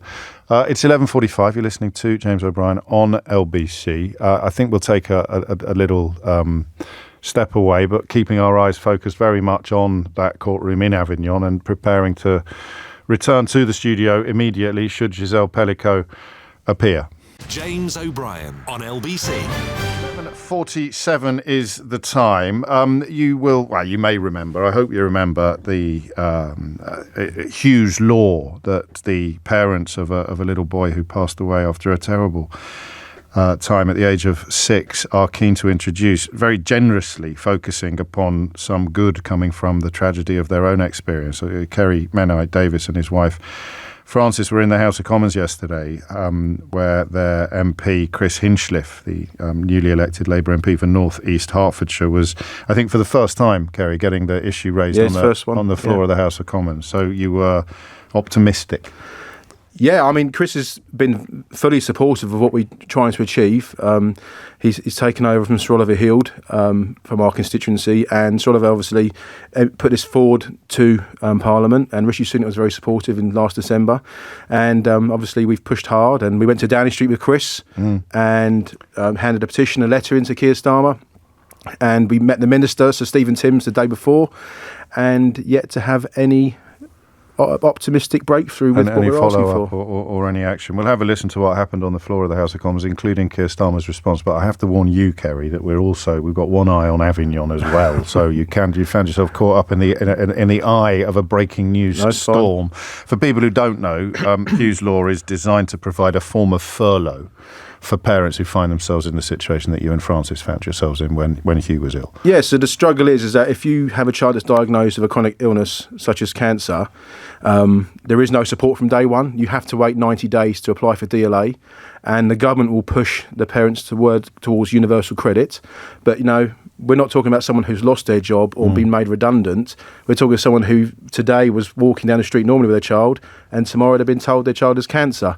So it's nothing that Universal Credit could support. No, it's a relationship between income and outgoings. And when fate intervenes to decimate your income in this way, your outgoings don't change. No. So you can end up having your misery compounded by financial distress as well as the emotional distress that you're going through and the physical distress that your loved one is going through as well. And you need to be there for your child, ultimately. Of course you do. Without having to worry about going to work. And that's what we're asking for, is that day one recognition. And that's what they're failing to see at the moment, unfortunately. I think Hugh survived just 10 months after his diagnosis, which would have qualified you for next to nothing, really. We know that current wait times for DLA is nearly 6 to 9 months at the moment, and I wouldn't have been eligible for universal credit, so we wouldn't have had any support from the government. Well, let's have a listen to what happened yesterday when Chris Hinchliffe raised your case and Hugh's law in the House of Commons. Chris Hinchliffe. Thank you, Mr. Speaker, and may I associate myself with the Prime Minister's remarks. In 2021, Ceri and Francis Menai-Davis, who live in my constituency of North East Hertfordshire and are in the gallery here today, tragically lost their son Hugh at the age of just 6 to a rare form of cancer. Now they are courageously campaigning to ensure that every parent who must leave work to look after a sick child in hospital gets the financial support that they need from day one. Will the Prime Minister meet with them and me to discuss implementing Hugh's law and giving their son a legacy that improves the lives of families at the most difficult time imaginable? Mr. Speaker, can I pay tribute to Ceri and Francis? It is a heartbreaking case and commend them for their campaign on behalf of other families. I know the Minister for Social Security and Disability met the family yesterday, but no parent should endure losing their child to cancer, particularly at such a young age. We are investing £1.5 billion for new surgical hubs and scanners, £70 million for new radiotherapy machines, and we will set out our next steps on the Children and Young People Cancer Task Force shortly. Well, Kemi Badenoch gives him a hard time for not answering the questions that are put to him. I think you're entitled to as well, aren't you? Yeah, I mean, but going into it, Francis and I were in the gallery above him, and I just thought that's the sort of sad answer that we would have. I didn't think he'd go into so much policy about what's not available or what there is available. You just wanted him to say, of course, I'll meet them. I just wanted him to recognise that no parent should be put in this position.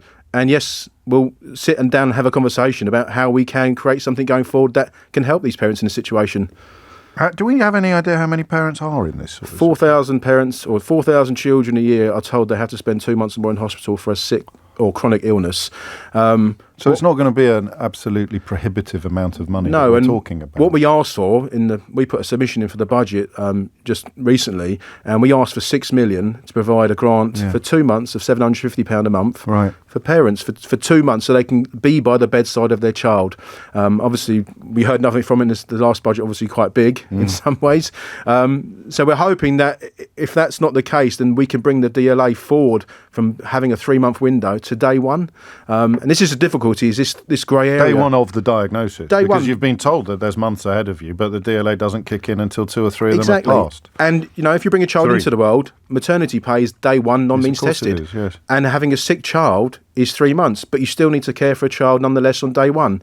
But there is a 3-month discrepancy at the moment, which we're fighting for. And what was the meeting the previous day? We had a meeting with the Minister for Social Security and Disability, Sir Stephen Timms. Yes. And we put to him the case with Francis and Chris Hinchliffe that there needs to be support from day one.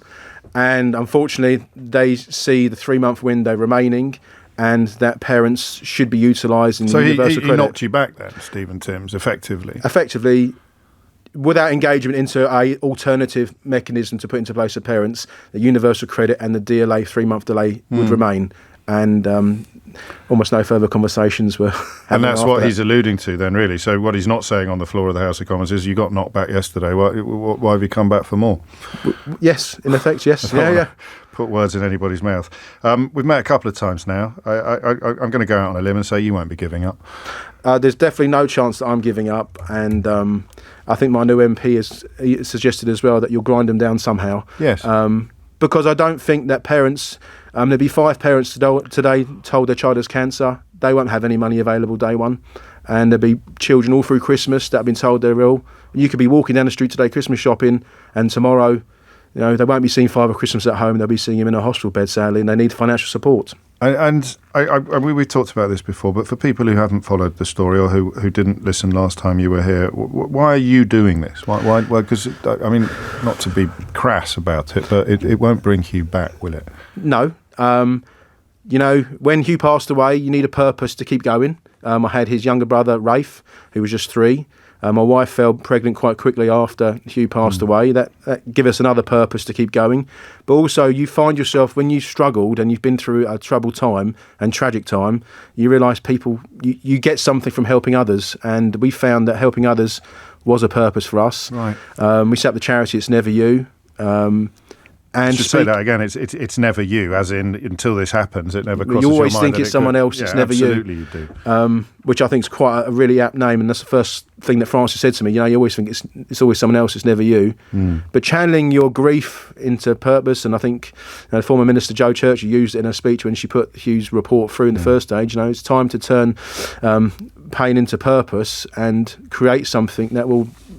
Keep a legacy for him, and it's one of those things you try to do as much as you can to keep your son's name alive. Of course. But if we can help others, and so he didn't die in vain, then we can do something for the future. And we've contacted the DWP for a response to what you've told us, but we haven't heard back from them yet. Although having spoken to you now, there's not a great deal that they could say except a signalling a change of approach to this whole issue that would satisfy you. What we're asking for is a change to what's now, but we're asking if they can't change what's now, let's create something new that covers what's available. Yes. Then it encompasses what we're asking for, and to be fair, it will cost less than what they want to change it or not change from. What are you going to do next then, or what does the grinding them down consist of? Well, our MP Chris is fully supportive of us. He's emailed or sent a letter to Keir Starmer last night asking for a follow-up, asking to an answer to the question, and for a meeting. Obviously, it'd be lovely. Was he surprised? Was he disappointed? I don't it's very hard to say.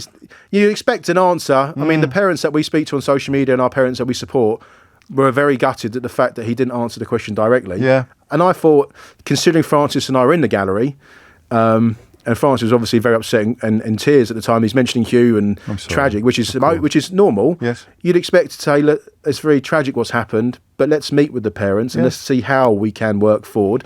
Because don't forget, only 4 months ago, Keir Starmer defined a working class person as someone who has a little bit of money, but can't help if it goes wrong. This is exactly right, actually. That's a really good point that you make very powerfully. We'll keep an eye on this for you. We may put a call into Downing Street as well. And a love to Francis. Ceri, thank you. Thank you. We'll see you soon. I sometimes say to people when they come into the studio, don't hesitate to ask. And sometimes they do, sometimes they don't. I'm glad you do. All right? I know sometimes. Sorry for hassling. No, don't be. If I don't get back to you immediately, it's only because I'm busy. All right? Okay. And now we cross live to Avignon, where Gisele Pelicot is addressing the media. It's with a lot of emotion that I'm here to make a statement. This case was a very difficult test for me, and I'm thinking first and foremost of my 3 children, David, Caroline and Florian. I'm also thinking about my grandchildren, because they are the future, and for them I wanted to really put this struggle forward. Aurore and Céline as well.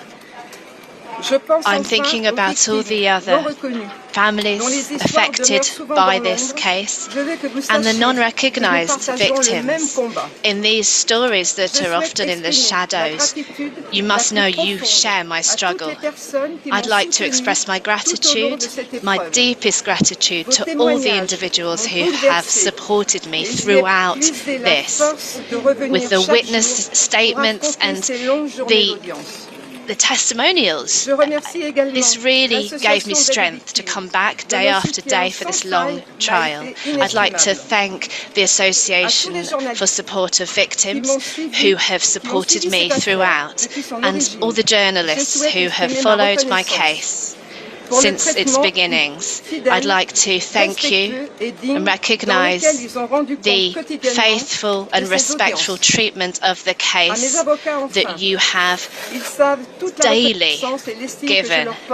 My lawyers, I thank you Thanks for supporting me throughout this long journey. I wanted, when I started on the 2nd of September, to ensure that society could actually see what was happening, and I never have regretted this decision. I have now faith in our capacity to collectively take hold of a future in which everybody, women and men, can live together in harmony, in respect and mutual understanding. Thank you. What will you say about the sentences? I respect the court and I respect the decision. Thank you. Thank you.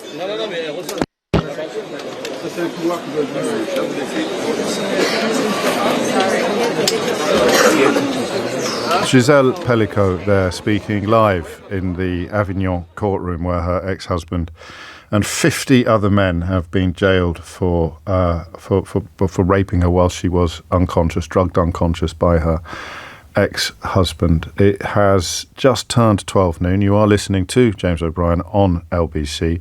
Time now for the news headlines. James O'Brien on LBC. 4 minutes after 12 is the time, and there was a part of an answer to the question that we were asking earlier this morning about how that woman, that incredible woman, Gisele Pelicot, had managed to do what she has done, and the answer in part is children and grandchildren. I don't know about you, but after 2 hours of some of the most harrowing and extraordinary calls I've ever taken on this programme, I'm ready for a slightly different energy, and I'm ready for hopefully a much lighter-hearted hour, although I'm 100% confident Sheila Fogarty will be returning to events in Avignon later today. We, however, will confine ourselves to the shallower end of conversation for most of the next hour, if not all. And that means you need to call me now, 0345 6060 973, with the question to which you need an answer, a riddle, a mystery, an enigma. The only criteria for inclusion being that you're supremely confident or very confident that there will be an answer, that there will be a solution. My favourite contribution of the day will be the recipient of a Mystery Hour board game, just in time for Christmas, of course. Well, hopefully, Justin. Do you think it might be a bit tight? How many delivery days? Well, whatever, just in time for New Year's Eve. There you go. That'll work. I think it'll be in time for Christmas. If you go to mysteryhour.co.uk, you can, of course, get one for yourself. The full terms and conditions for the competition or the competitive element of this hour are available at lbc.co.uk. lbc.co.uk. How many times have I said that? Honestly, you can't take anything for granted in this world. If you're new to this, it's fun.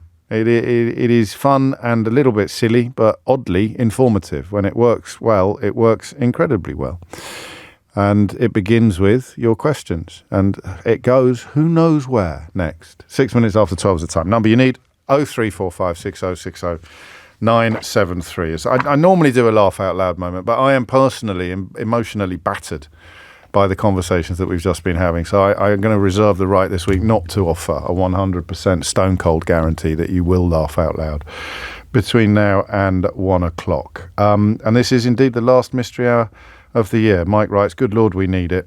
This has been a really heavy week. Paul writes, has there ever been a need for Mystery Hour? What a tough morning even. Diane wants to know if this is the last of the year, as does David, to which the answer is, of course, yes, it is. So it may even have a festive flavour. If you've got a Christmas mystery, we've almost certainly dealt with it before, and I've almost certainly forgotten the answer. So why not squeeze that into... I nearly said squeeze that into my stocking, but I think that would have sounded a bit wrong. 7 after 12 is the time. Ian's in Sutton Coldfield. Ian, question or answer? Hi, James. Thanks for having me on. You're very welcome. Question, please. Carry on. Why is it that whenever you buy trainers... it's majority of the time it's trainers. I haven't had this with like casual shoes too, but majority of the time the laces that come with them are always significantly too long, and sometimes unreasonably too long. Unreasonably? Where is the line? How long is a piece of string? Where is the line between reasonably too long and unreasonably too long? Well, to the extent where you think, well, I don't want to double lace these, or double bow them. Well, isn't that the answer to your question? Do the young people not do fancy lacing on their trainers for which they need the longer ones?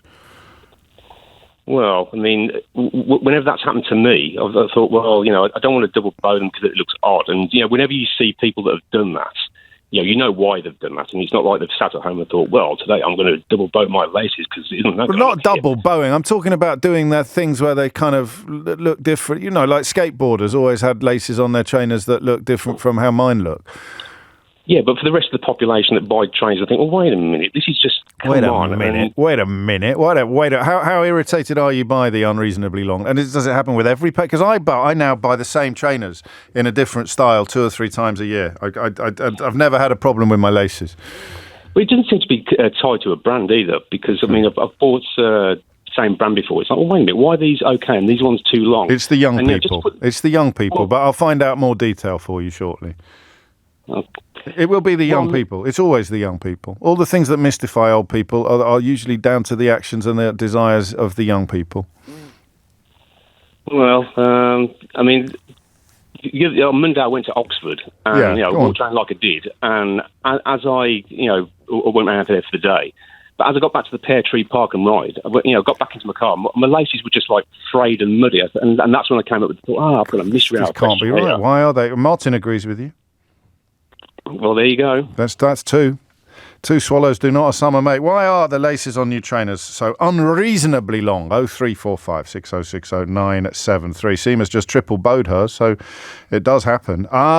Steve, I'm not supposed to read texts, am I? I think I know the answer already. What? Hang on. Come back, Ian. Yep. What size are you? 9. Oh, okay. That's not quite the zinger I was hoping it was going to be, but it may prove to be pertinent. I will say no more on that subject. Thank you, Ian. Will's in Camberwell. Will, question or answer? Question. Carry on. I get the train quite a lot. And so trainers from trainers to trains? Hey, exactly that, yeah. Hey, what comes after that? Trays. Do you think anyone will have a question about trays? You never know on Mystery Hour. You never know on Mystery Hour, mate. God, just carry on. So I'm a bit of a neat freak, right? And I've been on trains in other countries, and you get litter and stuff on the tracks. Yeah. And we're pretty tidy for that. But what I want to know is, why is there so much track-related stuff, maybe junk, maybe not, on the train, on the railway line? You mean like sleepers and like bits of engineering and stuff like that? Exactly, actual tracks between the 2 tracks. You think, what's that for? Are you halfway through building something? Or guys, that's such a good question. I have had exactly the same thought. In fact, I've almost certainly said to myself, "Oh, that would be a good one for Mystery Hour," and then forgotten when Thursday at 12 comes around exactly what it was I'd filed away earlier in the week to stick on the board. So you're talking about stuff that looks like it is necessary for building work, for rail maintenance, and rather than it being kept in I don't know. It's just in a shed somewhere. It's not unneat. It can be stacked up. It can be piled up quite nicely sometimes. Yeah. It's not like just strewn. Otherwise, it would pose a hazard to the trains. But why is it there? I like that. What's it for? Is it just in case something breaks next week? Oh, we've got a track. We've got some track ready. Don't worry. And is it there because they know that they're going to be doing some maintenance next week, and we arrive at the erroneous conclusion that it's there all the time. But somebody out there knows, James. Somebody out there always knows, Will. Somebody out there always knows. We shall find out for you. Trainers and trains. A lot of pressure on Alex in Banbury now to ask a question about trays, so that we could have just lost one syllable almost on each, or at least one element of the word. We go from trainers to trains to Alex in Banbury. Alex, question or answer? It's a question, and I'm afraid it's got nothing to do with trainers or trains. You could have come up with one. You could have come up with a question about trays. What would be a question about trays? When were trays invented? You could have just said, when were trays invented, Alex? For God's sake, do I have to do all the heavy lifting myself? Go on, what's your question? So it's about people. It's trying to work out, why is there only one species of people? Yet with dogs, with cats, with flies, lots of other animals, there's lots of different types of each one. There's only one species. But with dogs. You mean lions? Sorry, lions and tigers and bears. I thought you meant tortoise shells and tabbies and. Well, I think the answer is. Sorry, breed. I know what you mean. I know what you mean. Oh no! Breed. You don't mean breed. You do mean species. So tigers are cats. Tigers are cats, but they're a type of cat. Yes. But actually, within the tigers, there's different breeds of tigers, aren't there? I see, as well. Well, but you could say there are different breeds of humans, couldn't you, in the context of So well, not in I terms don't of think you DNA. could you? Not in terms of DNA. I don't know, really. Because I think a dog doesn't necessarily mate with a different type of dog. No. They almost know, whereas people... I don't know. I don't think skin colour makes it a different breed. Type. Yeah. I don't know, Whereas I because think dogs are. can... Well, lions and tigers can mate together. It's called a liger. Yeah, absolutely. But doesn't that make it a new, again, Thing. type? I don't want this question to get overcomplicated, not least because I think I know the answer to it. Okay. So what we're talking about is Homo sapiens, right? Yep. And the other types of humanoid most obviously would include Neanderthals. Yep. But they've died out. So No, they haven't died out. We killed them all. Okay. So it's we are, brutal though it sounds, an evolutionary success story in that we wiped out all potential rivals, and other animals, other creatures have not done that. Okay. Whereas, so, I don't know, a pug, for example, might wipe out all of maybe a Great Dane might wipe out all the pugs. Sounds like a Disney film now, but there's no evolutionary advantage to be gained. Also, they're domesticated, so they're not doing much wipeout. So humans are supposedly domesticated as well. But that is the answer. That is the answer. Okay. We have, because I've been reading about, I think we may even have engaged in some cannibalism. I say we. When I say we, Alex, I speak for every Homo sapiens ever. I think we may have engaged in some cannibalism as well of Neanderthals. I think I was reading that this week. I think we might have eaten them. Okay. Yeah, lovely, isn't it? That'll put you off your lunch. So so if they were still around, Yeah. there would be a couple of different types of people. Yeah, and they were perfectly capable of surviving. They were equipped to survive until we came along and eradicated them. Okay. Oh, very interesting. Thank you. Well, you're very welcome. Thank you for your genuine interest. It'll turn out now. I'm pretty sure I'm right. I'm going to give myself a round of applause. But, there's always a chance that someone will come along. There'd have been a bit of interbreeding as well. But in terms of why they are no longer here, it's because Homo sapiens prevailed. I'll leave it open, but I'll take the round of applause. Someone may be able to add to it. Or just confirm that I'm right while sounding a bit cleverer than me, which, let's be honest, shouldn't be hard. James O'Brien on LBC. Glad Ivor's already had a laugh out loud moment with my comments about stuffing my stocking. So, maybe I could have issued a guarantee this week, but we'll see how we'll get on. 12:17. Why do trainers have such... do you know one of my favourite words? And it comes from my fondness of Viz magazine and one particular character in Viz. Unfeasibly is a lovely word. Why do trainers have such unfeasibly long laces? Why do train tracks... Why is there so much what I would describe as useful detritus, if that's not a contradiction in terms, in the areas of... Or a description of Keith. In the areas around railway tracks. So you're on the train and you look out and there's a sort of pile of random sleepers over there or a few wheels possibly stacked up and on your way in. Why? Why aren't they all in a warehouse or on the back of a maintenance train or something? You see what I mean? I don't think you see it in other countries. I could be wrong. I did Alex's question. That was me drawing on my evolutionary knowledge in spectacular fashion, which means there's room for more questions. 0345 606 0973. Rachel is in Coventry. Rachel, question or answer? Question, please. Carry on, Rachel. Okay, so if a person has £1 million, we'll call them a millionaire. Yes. For us in the UK, it'd be GBP. Yeah. But how does that translate over to different currencies? Because, for example, Japanese yen, 1 million Japanese yen converts to about 5,000 GBP. So at what point does a person become a millionaire and how is it calculated and worked out across currencies? Keith, when's the last time we did a round of applause for a question? Can we do one now, please?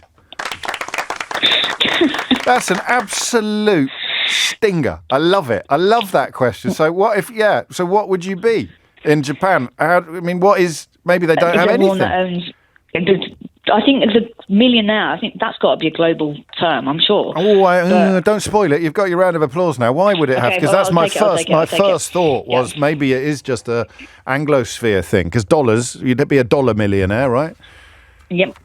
pounds, as you say, Australian dollars, probably. How much? Are you good on conversion no, rates? No, I'm awful. I just know that one example. You just looked up you just knew that. Okay, so it was on a podcast at some point, and then I was like, "What?" And that was that moment where I'll write it down because that's a mystery hour question. I love it. What do you have an equivalent to millionaires in countries where the currency doesn't lend itself to the idea of $1 million being an achievement? But that with the base being GBP, because where does that get? Yeah. Where does that get decided? Everything's not decided on GBP. So I like it. Well, I think we are all, as Mark points out, Zimbabwean millionaires, which kind of proves your point, doesn't it? I like it. I love that. I love that question. It may turn out not to have an answer, but that doesn't stop it being a brilliant question. I mean, what do you do? Other countries, Japan is the most obvious, where there's nothing above a yen. It's not like pennies and then pounds. There's nothing above it. So it can't be a new unit. Do they just not have the concept of a millionaire? Is there no roughly statistical synonym for very rich? That's what it is, right? It's a statistical synonym for very rich, a millionaire or a billionaire. So it works really well with pounds. What does it do? What happens in countries where the unit of currency doesn't lend itself to that kind of nomenclature? Thank you, Rachel. Jack's in Croydon. Jack, question or answer? Answer. Carry on. Right. In terms of the railway stuff, a lot of it indeed is old junk that hasn't been collected. Oh. But most of it is actually preparations for the engineering work. If you think about it, engineering work usually takes place over the weekend, and that's where the job actually needs to be done. You don't have time to transport the stuff. You don't have time to procure the stuff. It has to be prepared in advance. And more so, steel needs to be seasoned. It needs to be taken. Oh, of course it does. Yes. Yes, it needs to be taken from the factory, from the steelworks, lay on the ground, where in the pole foot, where you see it in between tracks in the pole foot on the sleepers. So it works a little bit outside in the atmosphere, you know.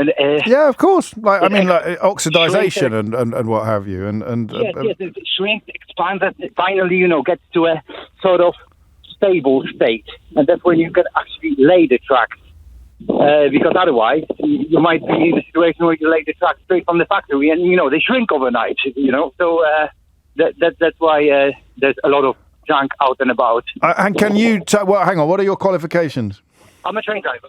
Good answer. And can you tell the difference between what's almost abandoned and what is ready to be deployed? Well, definitely, because you're on those tracks day in, every day of the year. So you do see stuff that's been there for years on end, and it's just junk. And seems a bit suboptimal. That it could be worth a few quid, even in scrap. Possibly, but there's a lot of it that doesn't have any value. Yeah, you're probably or it's just right. Expired. Yeah.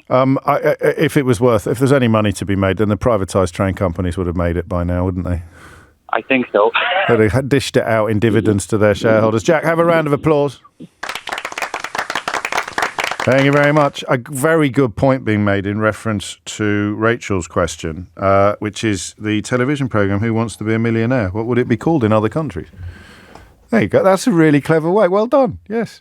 I think Remy was the first person to point that out to me, so I like that. Jackie is in, is it Wivenhoe or I think I ask this every time someone rings from Wivenhoe or Wivenhoe. Is it Wivenhoe or Wivenhoe? Wivenhoe. Wivenhoe. Okay. Wivenhoe. Question or answer? Well, answer. Sorry, I don't know why that made me chuckle so much. Carry on, Jackie. Hi. Question, please, James. Carry on. I have a dog, and we have bamboo in our garden. Yeah. And when she's out in the garden, she stands by the bamboo. Really? She goes into this trance, and she just you could just see her tail drop, and she slightly rocks from side to side, and she's just in this weird zone. And I don't know whether it's the frequency of the bamboo or whatever, but she just goes into this really strange zone. The sound frequency. So she's hypnotised by it almost. I think so. Well, we're trying to work it out. We don't know, but we're just the bamboo obviously can grow quite quickly. So does she hear that? I don't know, but it's really strange. She literally stands by it, and you just see her just go. Her tail drops, and then she starts rocking from side to side, and she's just it's very strange, and we'd like to know if it is the bamboo or or something else. I don't know. And how long does it last for? Couple of minutes, and then you'll see her come out of it. Her tail will come up. And do you ever have any other dog visitors?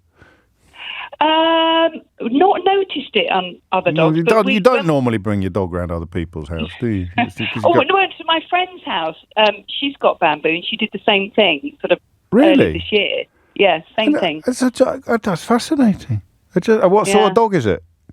Schnauzer, standard Schnauzer. The standard Schnauzer. So there's no links with the chimney sweeping industry or anything like that? I don't know. She looks like a chimney sweeper. She's messy, scruffy. Okay. I don't know how many other people are singing the old Dick Van Dyke song in their heads at the moment, but I certainly am. All right, I love that. And have you ever asked anyone else? Have you ever asked other people if their dogs have got a strange relationship with bamboo? Yeah. We've just, as a family, we've discussed it, and we just and whoever we've been with, we just don't know. So it's just one of those things. We just would like to know. And does he lift his paw? Like mine lifts her paw sometimes. So even though she's a tiny and ridiculous little thing, she thinks she's some sort of jungle creature. She lifts her paw as if she's about to go off and savage an elephant. Whereas point, yeah. Yeah. Does she do that? No, she does. She sort of rocks. It's more of sort of rocking very slowly from side to side, and her tail goes down, and she's just almost frozen. Okay, I love that question. Really someone will know. I guarantee someone will know the answer to I hope so. We shall find out. Thank you, Jackie. There we go. Thanks. Why does Jackie's dog react so strangely to bamboo? What do countries with currencies where having a million of the currency wouldn't be a very big deal? What do they have any equivalent of millionaires? And why do trainers have such unfeasibly long laces? Dennis is in Romford. Dennis, question or answer? Hi there, James. Yeah, it's a question, James. Yes, hello. Hi, James. I wanted to find out. I was on a very rare trip to London on Tuesday. Oh. I'm sorry I missed you. Well, do you know what? It's funny because I was looking for your Mystery Hour board game in Hamleys. Oh, yes. Before I went to Fortnum Mason. Oh, very nice. This is my question. So I'm a bit of, I've been in many, I've followed the royal family and been behind a barrier waiting to see a member of the royal family. And on Tuesday in Fortnum Masons, I found myself literally standing next to Camilla. She's buying her tea. Camilla who? Camilla, our queen. Whoa. Yeah. Well, just like normally. It's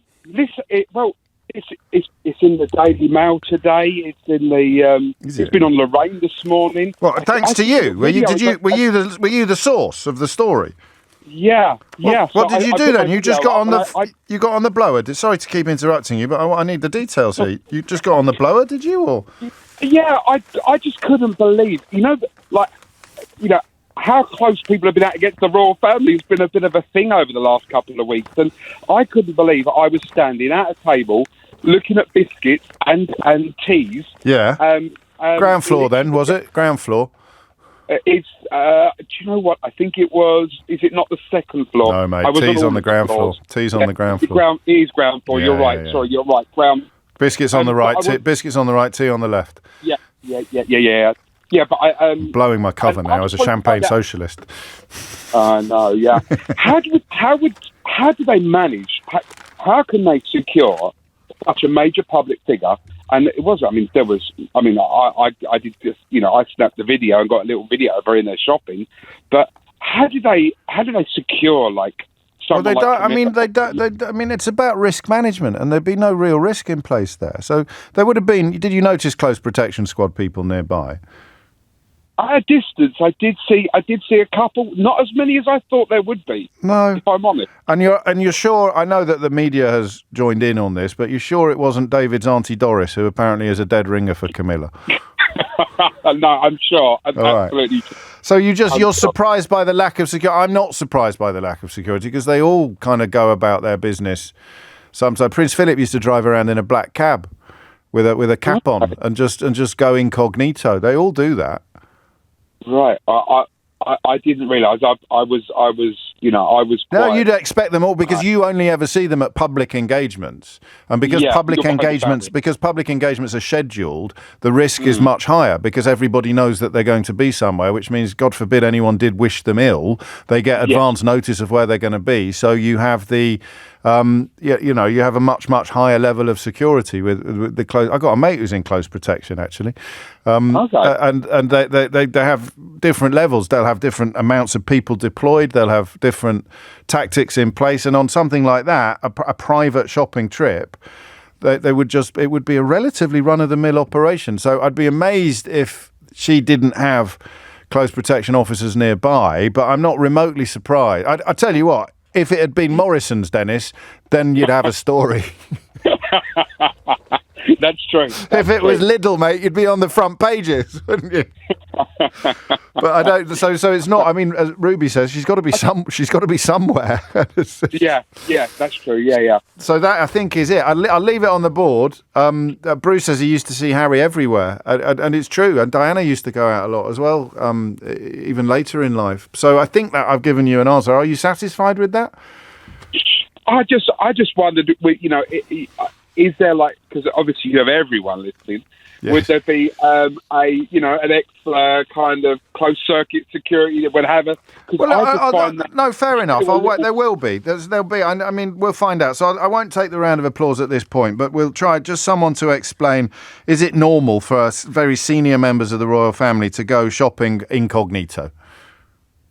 Okay. What did she buy? That's good.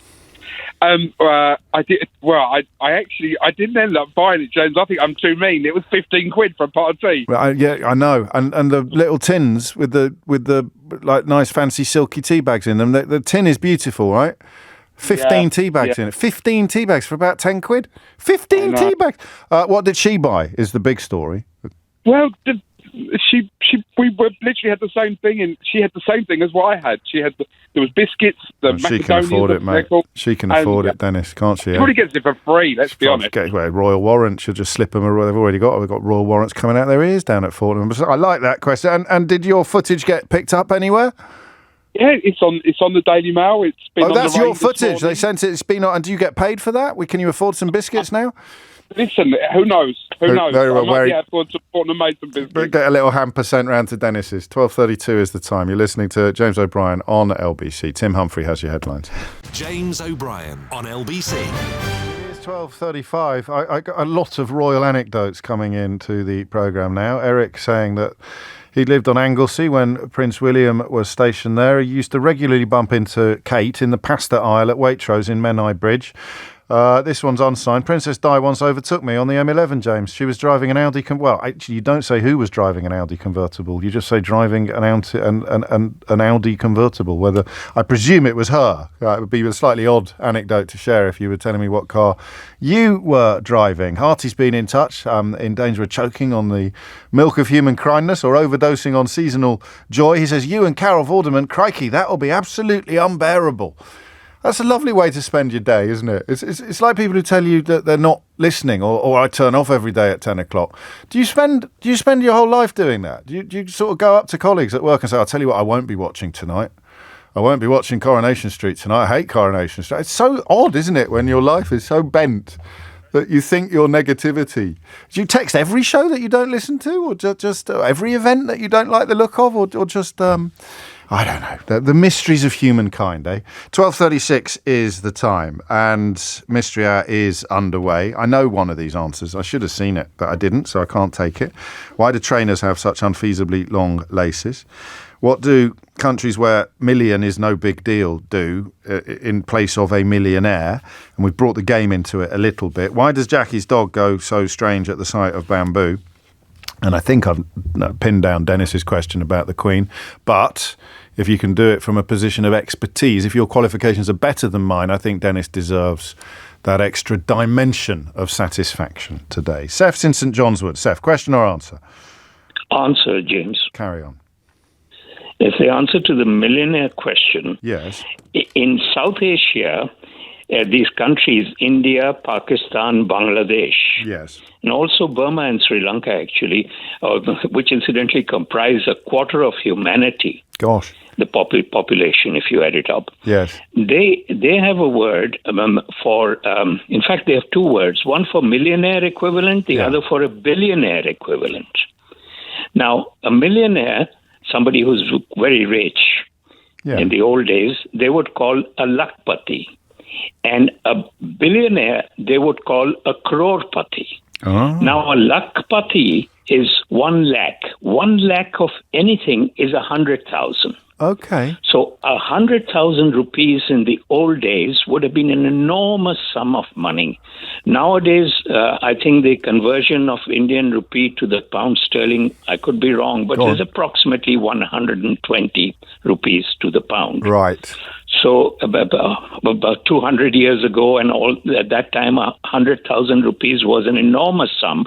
So he was called a lakpati. Oh. But somebody who was super rich had 100 lakhs, which comes to 10 million.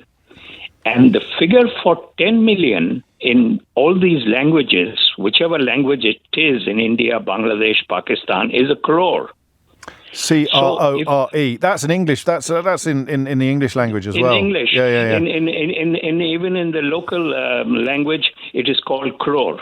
In Bengal, they call it koti, which is the same word. So it is crore. You're right. It's the Indian numbering system, but I am familiar with that word. I think I might have used it in Scrabble. Right. So crore. 10 million. So 10 million. Yeah, 10 million. So if you are super duper rich, you are not a lakpati, you are a crorepati. That's fantastic. And it's going to have, other countries are going to have their own versions of this, aren't they, depending on the relationship between linguistics and currency?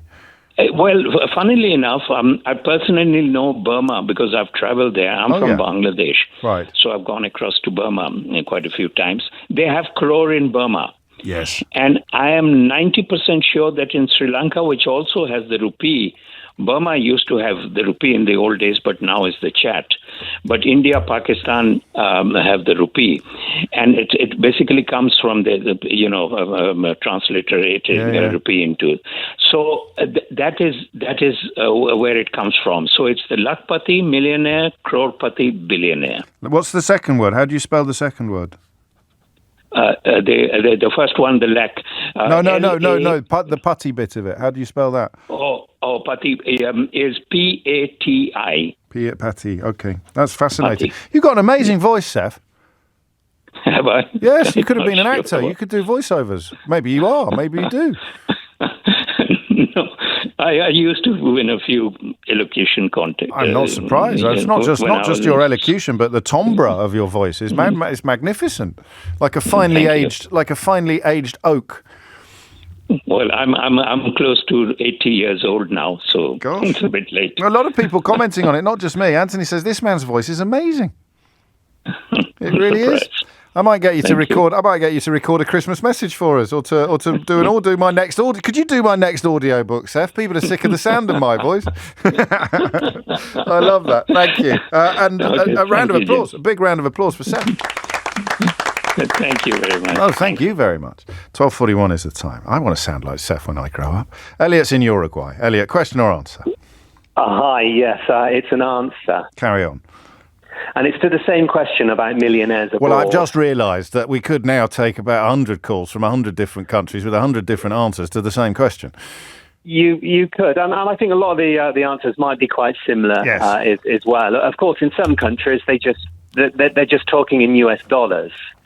Yes, of course. Rather than in their local currency. But where we are in Uruguay, we have Who Wants to Be a Millionaire. It's the same format. It's the same TV program, more or less. Yeah. But the prize money is 2 million pesos uruguayos.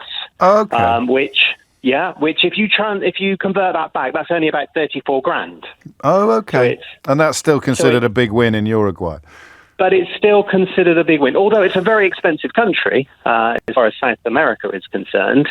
But yeah, so we talk of millonarios here, just as we would do in the UK. But generally speaking, we're talking in US dollars. Okay, and of course which is why it's an international currency, isn't it? It's why when you went to sort of Soviet Russia and things like that, people were desperate to get their hands on the buckaroos. What are your qualifications? Just living in Uruguay, I suppose. International man of mystery, I'd like to say. No, that's not a qualification. That's a dream. That's a dream, Elliot. I've just travelled quite well. Similarly, in Colombia, we used to live in Colombia, and it's a very similar situation there. They have the same TV program, but there the prize money is like 300 million. Well, that was in Slumdog Millionaire, wasn't it? And it was still called Millionaire. Yeah. Yeah, exactly. There you go. Lovely stuff. Round of applause for Elliot. Thank you very much. No, thank you. I was so hypnotised, a bit like Jackie's dog with bamboo. I was so hypnotised by Seth's voice, I forgot to ask him what his qualifications were, but he kind of told us in the course of the conversation. Phil's picked me up on that. I do apologise, Phil. 12:43 is the time. Nyron is in Deptford. Nyron, question or answer? Question, please. Carry on. Right. So for somebody like myself who isn't into construction at all, I have always wondered how in the world do they get cranes up? Yeah. Or how are they constructed? These things they're really tall.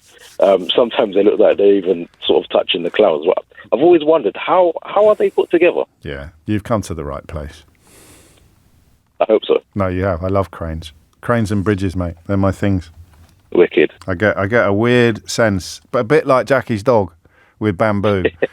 I can look at a bridge or a crane. I don't know why. I think it's something to do with the human dominion over nature. It's how we tame. No, they are very big. They are very big. Don't worry. Yeah, huge. I know. And the answer's going to surprise you. So do you actually know the answer? Yeah, of course. Oh, wicked. I do. So, I mean, obviously, a crane is not delivered complete to the building site. Yeah, right? yeah. I mean, I gathered that much, yeah. So what happens is a mobile crane builds the permanent crane. So you've got you start with concrete, because it's going to be properly rooted, and then the mobile crane will build it up like Lego almost, just piece by piece until it's finished. And then the mobile crane goes away, which is in a way what makes it seem like a magic trick. Because if the mobile crane was still there, then we'd all be like, oh, that's how they do it. But because the mobile crane is never there, unless you're lucky enough or sad enough to find yourself standing outside building sites, hypnotised by the process of a crane being built. That is how they do it. Oh, amazing. It is, isn't it? That's not bad. I love that. And it's amazing to watch. It's amazing to watch as well. I wanted to do the show from up a crane once, but we couldn't get the insurance. A true story, not a joke. We just couldn't. I wonder if we'd get it now. Now I'm such a big shot. The company would make a difference. I've always wanted to, from a really high, and I used to have, went through a phase, Nyron, of having a lot of listeners up cranes who would always be telling me that they were up cranes, but because I've stopped mentioning, I know they're still listening, but they're often listening up cranes. All sorts of questions about cranes over the years. It's crane-tastic. So I get a nice round of applause for that, and you go away happy. It's 12:45. James O'Brien on LBC. Fans couldn't believe their eyes when they spotted Queen Camilla out doing her Christmas shopping at the luxury department store Fortnum & Mason. It's true, this is Dennis, isn't it? He's got all the pictures there and everything. Didn't give them his name, though. He was a bit coy. I don't know why. Here it is. Because I couldn't believe my eyes, he says. I was up in London for a rare trip, and there she was. He looked across the table and was taken aback to see the Queen standing opposite him with the same tin. I love that. That's funny. Anyway, back to Mystery. Richard's in Loughton. Richard, question or answer? Question, please, James. Carry on, Richard. So I'm a painter and decorator. Oh, yes. And I started a job at the start of this week and was prepping the door frames. Yes. And there was a big sort of gloop of the tree sap coming out of one of the knots. And it got me thinking, the wood's obviously been cut from the tree. Yeah. So why does the sap continue to drip from the knots in the wood? Well, I mean, it would have been warmer, would it? Because it was indoors for the first time? Possibly, although the heating, there was no heating in the building at the time. So, I mean, I suppose we need to know how long it has been cut, do we? Or not? I mean, I would have. You get sap after years, can't you? Though sometimes, if you'd like your front door is in direct sunlight on the hottest day of the year or something like that. No. Yeah, so that kind of adds to my question. So why if the wood's been cut from the tree for X amount of months or years. How long does sap stay?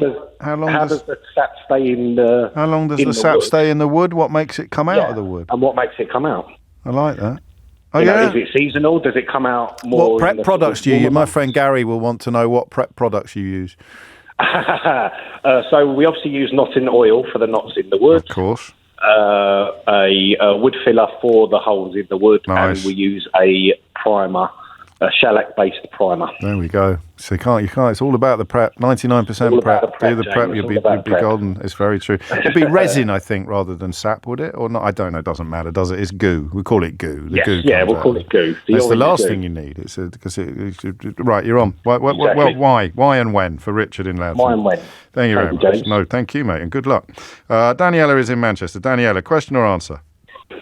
It's an answer. I've just had a thought, Daniela. Perfect. Next time I need a stingle, because Emily Maitlis is so hard to pin down, I'm going to get Seth to do it.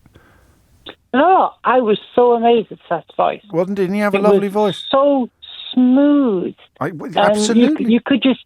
No, like treacle. Exactly. If you heard him on the radio saying something about, I'm going to sell you a sofa or something a mystery hour board game. I just do it. How They Broke Britain. How They Broke Britain by James O'Brien. How They Broke Britain. I said, can we make sure we keep Seth's number for next time I ask? Your sales would improve like hell. I think you're right. Next time I needed a sting and it takes 6 months to get one, it'd be nice if it was Seth voicing it at the end of the process. Sorry, Daniela, question or answer? That's all right. I've got an answer for your hominid question. Oh, okay. Hominid. Right. So this is the species of hominids. It's the genus. Yes. Pardon? It's genus. No, it's just the way I'm sitting. Carry on. Well, I wasn't quite sure. No, it's the taxonomic system of... Yes. Anyway, I'm getting into details. I have a marine biology degree, but I only specialised in the final year.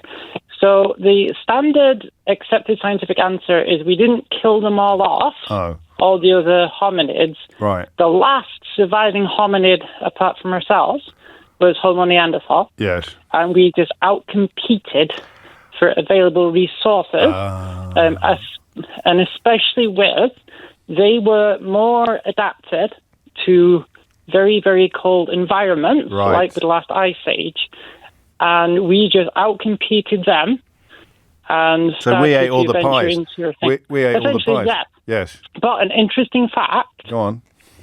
Genetically speaking, any human of Indo-European Caucasian origin is between 1.7 and 2.3, so average 2% Neanderthal DNA. So interbreeding then was part of it as well. There was a lot of interbreeding. Is it notably higher in some people? Is it possible someone could be 10% Neanderthal? Well, looking at some people, you'd think so. I was thinking, average is 2%. And can they feed themselves for 30 pence, do you think, the people that are 10% Neanderthal? Possibly. Yeah. However, some scientists say that the circadian rhythm, the people who can adapt very quickly to sunlight changes and become extremely morning people, apparently that's a Neanderthal trait. Really? Well, you live and learn. So obviously, I'm not a morning person. I should have been a bit cleverer. Of course, we didn't wipe them all out using violence, although I bet there was some violence. But then there's also the opposite. Sure there's also the opposite of violence. There's some sweet, sweet love. So the interbreeding that took place as well. Exactly. But mostly it is evolutionary. We're just better at getting all the food. Exactly. And the shelter. But I think some of it with the interbreeding, I think some of that with the Neanderthals saying, if my genes are going to survive, right, I'm going to have to pass it on that way. Maybe. I don't know if it would have been that sophisticated a thought process. It might just have been... They were actually very, very intelligent. No, I know they were, but so they might also have been quite horny. So they might not have just been thinking, I want to pass on my genes. They might have just been thinking, I want to get my rocks off, baby. You never know. They did actually have very big brains compared to the body size. I think the Neanderthals probably need new PR. Mm-hmm. You never can tell. You never can. Danielle, it's a lot of qualifications. I know you told me, but tell me again. Say again, sorry? What are your qualifications? I've got a marine biology degree, and I covered a lot of things like this as part of my degree. Round of applause for Daniela, please. Ooh, a round of applause. Awesome. There you go. Don't spend it all at once. Carrie's in Dublin. Carrie, question or answer? It's an answer. Carry on. To the schnauzer. Yes, and the bamboo. The old bamboo. The old bamboo. Well, my take on it is they were bred to hunt vermin. Hang on a minute. Rats. What do you mean your take on it is? Well, I'll explain it. So, schnauzers were bred to hunt vermin, rats, and bamboo is notorious for housing rats. That's true. It makes it's a perfect environment for both a nest and for food. And I would assume, based on gun dogs and how they normally act when there's a scent, is that's why they're reacting. I don't breed schnauzers, but I breed gun dogs. Oh, so you think that they are listening for rats? I would say there's a scent there, and so they're either pointing it out, and so that's why when they go on little trips to people's houses and there's other bamboo, they're either smelling rats that are there or have been there. Because rats do love bamboo. Rats love bamboo. Yeah, I know that's true. My rat catcher told me that. Yeah, they do. We got rid of bamboo because of it. Yeah, that's what they told us. Well, it was our neighbours, actually, who had the bamboo. And they said if you can, get your neighbours to get rid of the bamboo. That's quite a good answer. Qualifications? Breed gun dogs. And have thoughts about this before, or have just put 2 and 2 together and come up with 4.5? We got rid of bamboo because it was encouraging vermin. And that means the species of the breed of dog, forgive me, is probably relevant to this. Yeah, the sight hounds. Are they called sight hounds? Are they called sight hounds? Is that a thing? No, sorry. All right. They are prey hounds, but I don't specialise in schnauzers. I specialise in springers and cocker spaniels. But what's the collective? When they have a scent, yeah, go on. So when they have a scent, they get really busy. Their tail goes really fast. And so that might just be a scent of where something has been. So I would assume a schnauzer, like with pointers, they'll literally point to where the scent is. Yeah, I like that. I think that you've probably got it, and there may be room for improvement, but we're unlikely to get it in the time available, so you get the round of applause. Woo, thank you. Thank you, Carrie. Got some more top crane-related content as well from Connor. It says, with cranes, James, sometimes on sites with multiple cranes, they'll make one crane higher than the others so it can put up and take down all the other cranes, and then you only need a mobile crane for 2 visits. If you ever want to go up a tower crane, let me know and I'll sort you out. Can we keep Connor's details as well, please? James is in Taunton. James, question or answer? Hello, yes, an answer for the sap, or it's actually resin coming out of wood. Marvellous. And what it is the wood, when you get it from timber yards or wherever, although it might be seasoned or kiln dried, it usually won't be completely dry. Yes. And as the wood dries, it shrinks. And so as it shrinks, it compresses. And so that's why the resin starts to slowly exude from the wood, in particular around the knot, because that's where most of the resin is. And also the wood around the knot is usually much denser, so it tends to hold more water. And the water, it's actually what's known as bound water, because it's actually within the cells of the wood, and so it takes longer for it to dry. So although the wood might be pretty much dry all over, yes, the knots would still be resinous. Exuding. Still contain bound water, and so I never. So partly the length of time between being deployed and being cut, and the length of time it's been dried for, but also the temperature in which it finds itself. That's right. Yes, and I found cedar of Lebanon is particularly bad for it. It can actually. Well, that's why it smells so good. That's why it smells so good. Exactly. Yes. Exactly that. And it can carry on sort of showing itself even a couple of years after it's supposed to be dry with cedar of Lebanon. Qualifications? I'm a chainsaw sculptor of over 26 years. Is that your main job? It is, yes. And funnily enough, I actually went to Shat, left in Beeds, 82. I was in Beeds, left in 82, yes. Well, I never. So we missed each other by 1 year, I think. No, I left in 82. When did I leave? I left in 90. Yeah. We missed each other by a little bit more than that. Well, goodness me. What different courses we've taken in our lives, James. Do you do commissions? I try to avoid them. I prefer to make what I like to make. people see it and then they buy it. I do commissions. How much for a Sheila Fogarty? A carving of me. Yeah. That'd be great. I mean, yes. 5'11". How could I charge that? It'd be priceless. Life size. I love that. For people who don't know, Shaq is the nickname for the school that we both went to. Did you pick this up at school, or did you develop it later? No, at school I wasn't allowed to do art or woodwork because I wasn't good enough. Good Lord. Well, you've shown them. Round of applause for James. Right, hang on. Can people see your work? Do you want to have an advert? It's the old school tie and all that, that's how it works. Yes. Do the handshake. I've got a website, although the website looks like it was made 15 years ago by a 15-year-old, which it actually was. Go on, what is it? It's not been updated. But it's EnglishGardenArt.com. There you go, EnglishGardenArt.com. Go and check out James's chainsaw sculptures. He got an advert, so he doesn't get a Mystery Hour board game, even though, obviously the old school drawer would do that. I think I'm going to give it to Jackie, because she's put an earworm in my head. I got the old bamboo. I got Dick Van Dyke singing in my ears, and that's always a pleasant experience. That's it from me for another day. If you missed any of today's show, you can listen back on Catch Up on Global Player, where you can also pause and rewind live radio, as well as listen to a range of podcasts. Download it now for free from your app store, or head to globalplayer.com. Coming up at 4 on LBC, it's Tom Swarbrick, but now it's time for Sheila Fogarty. James O'Brien on LBC.